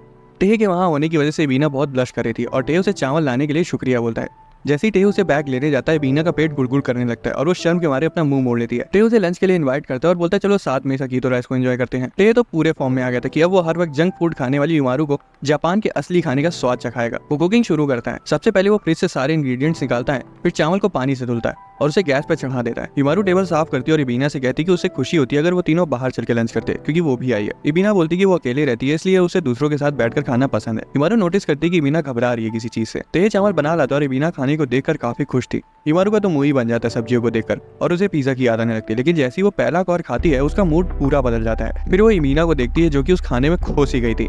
अचानक से वो चौंक जाती है कि अपने ख्यालों में वो इतना गुम गई कि उसे पता ही नहीं चला कि वो दोनों से घूर रहे थे। टे कहते हैं इसका मतलब तुम्हें खाना पसंद आ रहा है। वो कहती है हाँ। खाना खत्म करने के बाद वो उसे इनवाइट करने के लिए थैंक्स बोलती है और टे जवाब देता है कि तुम कभी भी यहाँ आ सकती हो। वो स्माइल करती है और जमीन पर पिज्जा के फ्लायर को देखती है। इबीना का पेट फिर से गुड़गुड़ करने लगता है और वो शर्मा जाती है। टे कहते हैं तुम्हें अभी भी भूख लगी है, इसलिए वो उनके लिए पिज्जा ऑर्डर कर देता है और वो मजे से खाती हैं। ऑफिस में टेहे और उसके कलीग्स एक बहुत बड़ी मीटिंग के लिए प्रिपेयर कर रहे थे और फिर वो शुरू हो जाती है। इस दौरान हिमारू कुछ स्नैक्स लेने के लिए कन्वीनियंस स्टोर जाती है। वो कई सारे स्नैक्स को घूरती रहती है और चूज नहीं कर पा रही थी कि कौन सा लेना चाहिए। उसके दिमाग में कई सारी पर्सनैलिटीज की छोटी हिमारू बैठक बिठाती है ये चूज करने के लिए कि कौन सा स्नैक सबसे बढ़िया रहेगा। एक हिमारू अपनी शैतानी आंखों को चमकाती हुई कहती कि उन्हें सबसे बेस्ट चूज करना चाहिए। दूसरी कहती कि पोटैटो चिप्स सबसे बेस्ट चॉइस है। वो सभी डिस्कस करने लगती है कि उन्हें क्या चूज करना चाहिए। एक क्यूकम्बर फ्लेवर सजेस्ट करती है और बाकी सब बू करने लगती हैं। नंबर 5 कहती सबसे बेस्ट चूज करो, तो वहीं एक को तो चिप्स की जगह चॉकलेट खानी थी। वो सभी आपस में लड़ने लगती हैं। एक हिमारू कहती केक कैसा रहेगा, बाकी कहती है कि केक तो लेने का कोई तुक ही नहीं बनता। एक बौरा जाती है और बोलती है चलो बीफ फ्लेवर ले लिया जाए, तो वहीं दूसरी चिल्लाती नहीं हम टाको फ्लेवर लेंगे। वो एक दूसरे को कायदे से कूट डालती हैं, लेकिन कुछ ही सेकंड में थक जाती हैं। आखिर वो बिना हुडी वाली हिमारू से पूछती है और वो बोलती है कि चलो कुछ ऐसा खाते हैं जिससे सबका मूड ठीक हो जाए। शाम को टेहे थका हारा घर आता है। हिमारू उसे देखती है और टेहे बैग नीचे रख के चेंज करना शुरू कर देता है। हिमारू उसके पास जाती है और इतनी मेहनत से काम करने के लिए उसे चिप्स देती है और वो स्माइल करते हुए उसे थैंक्स बोलता है। वो खुशी खुशी उसे बताता है कि ऑफिस में उसका प्रपोजल एक्सेप्ट हो गया और उसे लगता है कि हिमारू को उस पर भरोसा था कि उसका काम एक्सेप्ट हो जाएगा, इसलिए वो पहले से उसके लिए चिप्स ले आई। हिमारू कंफ्यूज थी और फिर बाकी हिमारू के साथ शॉक हो जाती है क्योंकि वो तो उसके रिजेक्ट होने पर उसे चीयर करने के लिए चिप्स लाई थी। अगले दिन स्कूल जाते वक्त हिमारू इबीना को बताती है कैसे उसका भाई ऑफिस में प्रपोजल एक्सेप्ट हो जाने की वजह से कितना खुश है। अगले दिन वो टेहे का अप्रूवल सेलिब्रेट करने के लिए बाहर जाते हैं। इबीना थोड़ा सा एम्बैरेस थी क्योंकि पिछली बार टेहे के सामने उसका पेट गुड़गुड़ किया था। रेस्टोरेंट में मेन्यू देखते वक्त इबीना का पेट फिर से गुड़गुड़ करने लगता है। टेहे इबीना को बताता है कि वो अपनी पसंद का कुछ भी ऑर्डर कर ले। इबीना खुद से कुछ ऑर्डर करने में शर्मा रही थी, इसलिए हिमारू से पूछती कि तुम्हें क्या खाना है। इबीना कंफ्यूज हो जाती है और कहती कि जो भी तुम ऑर्डर कर रही हो वही मेरे लिए भी मंगा लेना। हिमारू अपने और इबीना के लिए परफेक्ट मंगाती है, वो बहुत टेस्टी दिख रहा था। टे कहते हैं तो बहुत बड़ा है, तुम लोग खा तो लोगी ना इससे। हिमारू पूरे कॉन्फिडेंस के साथ कहती कि एक लड़की पापलेट को पलक झपकते ही पूरा खत्म कर सकती है। इबीना पहली बाइट लेती है और वो बहुत अच्छा था। टे हैरान था कि हिमारू इतनी जल्दी जल्दी खा रही है, ऐसा लग रहा था कि वो उसे पसंद आ रहा है। एबीना तिरछी नजरों से उसे देखती है और हैरान हो जाती है कि वो कितनी तेज खा रही है। फिर वो बोलती है, एबीना तुमने तो शुरू भी नहीं किया, शर्माओ मत, आराम से खाओ, मेरा भाई ट्रीट दे रहा है। एबीना कहती है ठीक है, और फिर वो उसे अच्छे से एंजॉय करके खाती है। आखिर वो वेफर खाती है और उसे खत्म करने के बाद दोनों बहुत खुश थी। टे तो शौक था कि उन दोनों ने इतना बड़ा पापे अकेले अकेले खत्म कर दिया। अगले दिन बहुत तेज बारिश हो रही थी। टे खिड़की से बाहर देखते हुए कहता है कि लग रहा है आज पूरा दिन बारिश होने वाली है। हिमारू आलसियों की तरह जमीन पर पड़ी हुई थी और टे पूछे तुम्हें क्या हुआ। वो एक चिप्स निकालती और बोलती कि मेरे सारे चिप्स बारिश की वजह से सील गए हैं। फिर वो पलटती और बोलती मेरा ऐसे मौसम में कुछ करने का मन नहीं कर रहा। टे उसे आलसी वाली हरकतें करते हुए देखता रहता है और हिमारू रुकने का नाम ही नहीं ले रही थी। उसे शक था कि वो बारिश को बहाना बनाकर आलसी हो रही है। अचानक वो मतोबा को देखता है और घबरा जाता है क्योंकि उसने नोटिस ही नहीं किया कि वो कब यहाँ आ गई। मतोबा की हालत कुछ ठीक नहीं लग रही थी और वो बोलती है कि हर बार बारिश में मेरे साथ ऐसा ही होता है। अचानक से बहुत ज्यादा डर जाती है क्योंकि उसे एक ट्रॉमेटिक फ्लैशबैक याद आ गया था जहाँ वो अंधेरे में अकेली थी। टे भी थोड़ा सा डर जाता है और सोचता है कि कहीं उसे कोई अपना ट्रॉमेटिक पास्ट तो नहीं याद आ गया। टे कहता है बहुत हुआ तुम दोनों का, क्योंकि दोनों की हालत खराब लग रही थी। वो कहता है उन्हें अपना मोटिवेशन खुद ही ढूंढना पड़ेगा। वो बताता है कि बरसात के मौसम के अपने खुद के अच्छे पॉइंट्स होते हैं। हिमारू कहते हैं हम इस बारिश में कैसे मोटिवेटेड रहे। टे उन्हें ज्ञान देने लगता है जो कि उन्हें घंटा कुछ समझ नहीं आता। वो कहता है चलो अच्छा ठीक है, गर्मियों में हम बीच घूमने जाएंगे, और मतोबा एक्साइटेड हो जाती है। लेकिन हिमारू कहती है गर्मियों में तो बहुत गर्मी होती है। टे कहता है तुम आइसक्रीम खा सकती हो। मतोबा आइसक्रीम के बारे में सोच कर ही कहती है गर्मियां तो सबसे अच्छी होती हैं। हिमारू कहती है आइसक्रीम, और फिर अलग अलग फ्लेवर्स को इमेजिन करने लगती है। आखिर में हिमारू खोज जाती है कि वो गर्मियों में जो चाहे वो आइसक्रीम खा सकती है। टे सोचता है कि इन दोनों को तो बस खाने के बारे में बता दो, इनका तो पूरा मूड बदल जाता है। एक दिन टे हिमारू को जगाने आता है और विंडो की तरफ जाता है। वो पर्दा हटाता है और हिमारू चमकते हुए सूरज को देखकर खुश हो जाती है। फिर वो टेहे के साथ बाहर आती है और कहती है ओनीचा गर्मियां आ गई। अगले दिन हम हिमारू और एबीना को देखते जो कि शॉपिंग से वापस आ रही थी। उन्हें रास्ते में एक आइसक्रीम मशीन दिखती है और दोनों एक बेंच पर बैठ के मजे से आइसक्रीम खाती हैं। हिमारू कहती है आइसक्रीम के बगैर गर्मियां नहीं लगती। अगले सीन में हम यूएमआर को आर्केड गेम्स खेलते हुए देखते हैं। हिमारू एक साथ 2 आइसक्रीम निकाल लेती है जिससे सिल्फिन बहुत इंप्रेस होती है, लेकिन वहाँ के एम्प्लॉयज दुखी हो जाते हैं। फिर दोनों बाहर बैठ के आइसक्रीम खाती हैं। हिमारू सिल्फिन को आइसक्रीम खाने का सही तरीका बताती है। वो बताती है कि आइसक्रीम खाते वक्त सबसे जरूरी होता है उसका ढक्कन चाटना। घर पर मतोबा अपनी मास्टर कमारू को पंखा करती है और वो आराम से लेटकर टीवी पर पेंगुइन्स को देखती है। फिर वो बोलती चलो आइसक्रीम चापते हैं। मतोबा इतने सारे फ्लेवर्स को देखकर दंग रह जाती है। मतोबा मिंट फ्लेवर चूज करती है तो वहीं हिमारू पॉप्सिकल खाती है। हिमारू चिल्लाती है कि मुझे इनाम मिला। मतोबा डर के मारे कूद पड़ती है। उस रात टे उसी तरह की डेजर्ट पापड़ बनाता है जैसे हिमारू ने एबीना के साथ एक बार कैफे में खाई थी। उसे देखते ही हिमारू की लार टपक पड़ती है। जैसे ही वो खाना शुरू करते हैं हिमारू 2 सेकंड में पूरी फ्रोजन डेजर्ट चट कर जाती है। टे उसे ऐसा करते हुए देखकर मुस्कुराता है और याद करता है कि कैसे उसकी बहन कितनी आलसी और शेल्फिश है, जो कि स्कूल में और घर में बिल्कुल ही अलग तरह से रहती है, लेकिन फिर भी है तो वो उसकी इकलौती बहन ही। बाद में वो उसे हड़काता है कि वो दिन भर में दर्जनों आइसक्रीम खा गई और उसने बिना बताए कूलर भी खरीद लिया। अगले दिन में हम एक आदमी को अपनी फैमिली से बातें करते हुए देखते हैं जो कि कह रहा था चलो एक लॉन्ग ड्राइव पर चलते हैं। फिर वो बताता है कि हमारे पास एक बड़ी सी गाड़ी डकैतिया है। वो सभी खुशी खुशी मान जाते हैं और सब ड्राइव पर निकल जाते हैं। ये ऐसी कार है जिसमें हम अपने पूरे घर को ड्राइव पर ले जा सकते हैं। हमें पता चलता है कि एक एड है जो कि हिमारू देख रही है। उस कार में सोने के सपने देख रही थी और उसकी आंखें चमकने लगती हैं। वो टे के पास जाती है और कहती है चलो एक गाड़ी ले लेते हैं। बोम्बा ने बताया था तुम्हारे पास वो ड्राइविंग लाइसेंस भी है। टे कहता है ये बोम्बा और उसकी बड़ी बड़ी बातें। वो कहती है तुमने प्रॉमिस नहीं किया था कि तुम मुझे बीच पर ले जाओगे, चलो अब समय आ गया उस वादा को पूरा करने का।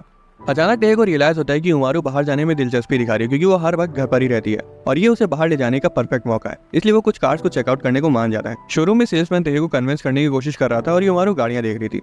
टे इधर सेल्समैन से बातें कर रहा था और हिमारू एक गाड़ी के अंदर से आवाज लगाती है। वो उस तक जाता है लेकिन वो गाड़ी बहुत ज्यादा महंगी थी। उसकी कीमत 3 मिलियन येन थी, यानी लगभग 18 लाख रुपए। टे फिर हिमारू से पूछता है ये कार सिर्फ हम 2 लोगों के लिए थोड़ी ज्यादा बड़ी नहीं है। वो कहती है अगर हम अपने दोस्तों के साथ कहीं जाते हैं तो हमें ज्यादा स्पेस की जरूरत पड़ेगी। टे सभी को साथ में ट्रिप पे जाते हुए इमेजिन करता है तो वहीं हिमारू की तो अलग ही ख्वाब थे। उसी वक्त सेल्समैन आके उन्हें चौंका देता है। हिमारू कहती है चलो एक टेस्ट ड्राइव पर चलते हैं। वो गाड़ी में बैठ जाते हैं और सेल्समैन कहता है अच्छे से जाना। हिमारू कहती है ओनीचा चलो चले, और टे चल पड़ता है। एक क्यूट सी लड़की उन्हें आगे जाने के लिए फ्लैग दिखाती है और वो अपनी ड्राइव शुरू कर देते हैं। हिमारू अपने छोटे फॉर्म में ट्रांसफॉर्म हो जाती है और हुडी पहन लेती है। वो सारी सीट्स को खोल देती है और एक बड़ा सा बिस्तर बना लेती है और मजे से उसमें लौटने लगती है, ये कहते हुए कि यहाँ तो बहुत जगह है। उसे ड्राइवर सीट के पीछे एक टीवी दिखता है और वो उसे चला के टीवी देखने लगती है। दिन से रात हो जाती है और वो अभी भी ड्राइव एंजॉय कर रहे थे। बाद में वो बीच पहुंच जाते हैं जहाँ हिमारू गाड़ी के अंदर ही रिलैक्स करती है। रात में वो आसमान के खूबसूरत नजारों को देखते हैं और गाड़ी के अंदर ही सो जाते हैं। अगले दिन जैसे ही हिमारू ड्राइव एंजॉय करना शुरू करती है गाड़ी धीमी हो जाती है। वो टे से पूछती क्या हुआ। असल में टे को लोकल एरिया में चलाने से डर लग रहा था क्योंकि आसपास कई सारे लोग थे। रास्ते में उसे कुत्ता दिखता और वो अचानक से ब्रेक लगा देता कि कहीं कोई एक्सीडेंट न हो जाए। डॉग का ओनर एक अजीब सा मास्क पहने हुआ था। वो आगे बढ़ते हैं लेकिन एक बिल्ली को रास्ते में देखकर वो फिर से डर के मारे रुक जाता है। एक फ्लैशबैक में हम देखते हैं कि बोम्बा टे से बोल रहा है कि तुम्हें तो ड्राइविंग टेस्ट में भी फुल मार्क्स मिले हैं। प्रेजेंट में वापस बोम्बा को टे का कॉल आता है। वो उसे बीच पर चलने के लिए बुला रहा था। अचानक से उसे कुछ चमकता हुआ दिखाई देता है और वो अपनी बहन का रूम चेक करता है। मतोबा किसी चीज को लेकर बहुत ज्यादा खुश नजर आ रही थी। टे कहता है बोम्बा मान गया और हिमारू कहती कोई बात नहीं, मुझे तो वैसे भी घर पर ही टांग पसारनी है। हिमारू फिर पूछती है अच्छा लेकिन हम जा कौन से बीच रहे हैं। टे सबसे पास के बीच को चेक करता है और बताता है कि हम इनिशीमा जा रहे हैं। जिसे सुनकर हिमारू कहती है हम हवाई चलते हैं ना। वो ये भी कहती है कि हम हैमस्टर्स को पेट शॉप पर छोड़ देंगे। हालांकि टे कहता है ये सिर्फ एक दिन की ट्रिप है। और टेहे ट्रिप की पैकिंग शुरू कर देता और युमारू स्विमिंग ट्यूब पर कूद रही थी और उसे काम करते हुए देख रही थी। वो बताता है कि सनस्क्रीन और मॉस्किटो रेपेलेंट सबसे ज्यादा जरूरी होते हैं बीच पर जाने के लिए। फिर वो आराम लगा के लाइट बंद करके सो जाता है। हैमस्टर सो चुके थे लेकिन युमारू अभी भी जागी हुई थी और वो पूछती है कि हमें मजा तो आएगा ना वो नीचे। टे कहता है हाँ। अगले दिन टेहे बॉम्बो को बताता है कि वो तैयार है। मतोबा पहले मीटिंग पॉइंट पर आ गई थी। उसी वक्त इवीना भी पीछे से आ जाती है और मतोबा को आवाज लगाती है जिससे वो घबरा जाती है। टे कॉल कट करता है और इवीना को हाय बोलता है। इवीना तो हर बार की तरह शर्माते उसे हेलो बोलती है। बॉम्बा अपनी कार के साथ वहां आ जाता है और मतोबा उसे देखकर शॉक्ड हो जाती है क्योंकि उसे नहीं पता था कि टेह उसके भाई को भी जानता है। बॉम्बा फिर इवीना को देखकर दंग रह जाता है और टेह उसे इंट्रोड्यूस करता है कि वो युमारू की दोस्त है। फिर वो नोटिस करता है कि मतोबा खुद को छिपाने की कोशिश कर रही है। वो उससे बात करने की कोशिश करता है लेकिन वो उसे अवॉइड करती रहती है। तभी युमारू अपने परफेक्ट फॉर्म में वहां आ जाती है। बॉम्बा टेह को किनारे ले जाता है और पूछता है कि ये फुलझड़ी कौन है रे। टेह बताता है कि ये मेरी बहन युमारू है। बॉम्बा कंफ्यूज था। उसे लग रहा था कि टेह की 2 बहनें हैं जिनका नाम सेम है और हो सकता है इसी वजह से उनके बीच दरार आई और दोनों साथ में ना रहती। बॉम्बा इमोशनल हो जाता है और उसका हाथ पकड़ते हुए कहता है कि मैं हमेशा तुम्हारे साइड होती है। टेह सोचता है आखिर ये कहना क्या चाहता है। अब सब गाड़ी में बैठ जाते हैं। युमारू कहती है चलो अपनी जर्नी शुरू करते हैं। गाड़ी के अंदर मतोबा परेशान थी कि कमारू क्यों नहीं आई। उसे याद आता है कि कमारू बीच पर जाने के लिए कितनी ज्यादा एक्साइटेड थी। वो टेह से कमारू के बारे में पूछती है लेकिन जैसे ही टेह उसका नाम लेता है बॉम्बा चिल्ला पड़ता है। फिर वो कहता है कि मेरी बहन का नाम भी मतोबा है। वो ये भी बताता है कि वो लड़की और मेरी बहन बिल्कुल एक जैसी दिखती है, बस उनकी हेयर स्टाइल थोड़ी अलग है। मतोबा बौखला जाती है कि उसका भाई इतना बेवकूफ है कि अपनी सगी बहन को नहीं पहचान पा रहा। टेह ने बताता है कि हम बस पहुंचने वाले हैं। लड़कियां बाहर के व्यू को देखती है जो कि बहुत खूबसूरत था। फिर वो समुद्र को देखने के लिए रुकते हैं। वो आगे बढ़ जाते हैं लेकिन मतोबा उस शानदार नजारे से अपनी नजर हटा ही नहीं पा रही थी, इसलिए युमारू से याद दिलाती कि चलने का समय हो गया। वो पहले श्राइन विजिट करते हैं और ऊपर से व्यू को एंजॉय करते हैं। वो कई सारी जगह जाते हैं और युमारू काफी खुश थी। बीच के रास्ते में युमारू कहती कि जितना मैंने सोचा था इनिशिमा उससे बहुत बड़ा है। आगे जाके टेह सजेस्ट करता है कि चलो लंच ब्रेक लेते हैं। उसी वक्त युमारू ऑक्टोपस क्रैकर स्पॉट करती है और इवीना को व्हाइट राइस दिख जाता है। वो इतने स्वादिष्ट खाने को देखकर काफी खुश थे। इवीना चावल खाती है, युमारू भुट्टा और टेह सी फूड। उन्हें तो वो खाना खा के मजा आ गया था। इधर बॉम्बा बीच पर जलपरियों को देखकर अपनी आंखें सेक रहा था। उसकी बहन उसे देख लेती है और तुरंत थोड़ा सा मार देती है। बीच पर टेह और इवीना को शेल मिलते हैं और बॉम्बा बेचारी को डरा देता है। युमारू और मतोबा दूर से ही उन्हें मजे करते हुए देख रही थी। मतोबा युमारू से पूछती कि कमारू क्यों नहीं आई। युमारू को समझ नहीं आता कि वो क्या कहे और उसे सच बताने का सोचती कि वही कमारू है। उसी वक्त बॉम्बा और टेह के पीछे काइट्स नाम के पक्षी पड़ जाते हैं और वो हंगामा करने लगते हैं। मतोबा बताती कि वो मेरा भाई है जिसने अपनी बहन को सिर्फ दूसरी हेयर स्टाइल होने की वजह से नहीं पहचाना। वो एकदम बुद्धू है। इस दौरान काइट्स बॉम्बा के बाल खींच रहे थे। मतोबा फिर बताती कि वो हमेशा से ही ऐसा रहा है। एक बार तो ये बिना बुलाए मेरी हाई स्कूल एंट्रेंस सेरेमनी में आ गया था और मुझे लात मार के से बाहर निकलना पड़ा था। हम तो ऐसे ही लड़ते रहते लेकिन अचानक से पूरी क्लास मुझसे डरने लगी। फिर मैं तुम्हारी छोटी बहन कमारू और तुम्हारे भाई से मिली और मेरी जिंदगी पूरी बदल गई। तुम जैसी फेमस लड़की भी मेरी दोस्त बन गई। युमारू कहती है थैंक्स मतोबा। फिर वो उठती है और बोलती है चलो चलते हैं। बाद में वो एक्वेरियम जाते हैं जहाँ वो अलग अलग तरह की मछलियों को देखते हैं। युमारू कहती है तुम्हें एक्वेरियम आना था ना, मुझे पता है, मैंने कमारू से सुना था। मुझे माफ करना वो नहीं आ पाई, उसे कुछ जरूरी काम आ गया था। मतोबा कहती है जानकर खुशी हुई कि वो बीमार नहीं है और युमारू उसे कमारू के साथ समय बिताने के लिए थैंक्स बोलती है। उसी वक्त बॉम्बा कहते काश मैं अपनी बहन को भी यहाँ लाया होता, उसे एक्वेरियम बहुत पसंद है। फिर वो बताता है जब से मैं उसके हाई स्कूल एंट्रेंस सेरेमनी में गया हूँ तब से वो मेरे से थोड़ा सा चिड़ी सी रहती है। मुझे शायद घर पर ही रहना चाहिए था। ये सुनकर मतोबा को बहुत गिल्टी फील हो रहा था और उसे बात करने का सोचती है लेकिन तभी इवीना बोल पड़ती है कि दुनिया में ऐसी कोई बहन नहीं होगी जिसे अपने भाई के आने से नाराजगी हो। युमारू और मतोबा उसे देखने लगती है और टेह और बॉम्बा ये सुनकर हैरान हो जाते हैं। ऐसा लग रहा था कि वो स्वर्ग से आई हुई कोई परी है। जब बॉम्बा को रियलाइजेशन होता है तब वो रोना शुरू कर देता है। इवीना पूछती क्या हुआ। वो कहता है काफी लंबे अरसे के बाद मुझसे किसी ने इतने अच्छे से बात करी, काश मेरी बहन भी तुम्हारी जैसी होती। मतोबा खौड़िया जाती है और उसे सूतने के लिए डंडा निकाल लेती है। उसे कायदे से कूट देती है और टेह कहता है ये कभी अपनी गलतियों से नहीं सीखता। तुम लोग जाओ बीच पर मजे करो, मैं इस पर नजर रखता हूँ। समुद्र में जाते वक्त युमारू कहती है पानी कितना अच्छा लग रहा है। फिर वो इवीना और मतोबा को देखती है जिसमें इवीना उसे साथ में पानी में डुबकी मारने को बोल रही थी। उसी वक्त एक लहर आती है और उन्हें बीच की ओर ढकेल देती है जहाँ उन्हें सिल्फिन मिल जाती है। वो बोलती मुकाबला करने की ये सबसे सही जगह है। युमारू कहती है हम यहाँ वेकेशन पर आए इसलिए सिर्फ मजे करते हैं। शिल्फिन कहती तुम इतना कह ही रही हो तो ठीक है चलो मस्ती करते हैं। वो सभी पानी में खेलना शुरू कर देती है। शिल्फिन का भाई भी और से सब देख रहा था। वो रेत का किला बनाती है जो कि समुद्र की लहर से टूट जाता है। वो शीशल से इकट्ठा करती हैं और फिर पानी में बॉल से खेलती हैं। सभी बहुत खुश थी। इधर टेह बॉम्बा के लिए कोल्ड ड्रिंक लाता है जो कि बेहोश पड़ा था और फिर वो बैठकर अपनी छोटी बहन को देखता है। बाद में लड़कियां बीच पर बैठ के सनसेट एंजॉय करती हैं। युमारू कहती है हमें ऐसे ही साथ में घूमते रहना चाहिए। शिल्फिन कहती है तो बहुत अच्छा आइडिया और बाकी दोनों भी एग्री करती हैं। अब बॉम्बा उन्हें घर ले जाता है। टे फिर पीछे मुड़ के युमारू को देखता है जो कि सुकून से अपनी दोस्तों के बीच सो रही थी।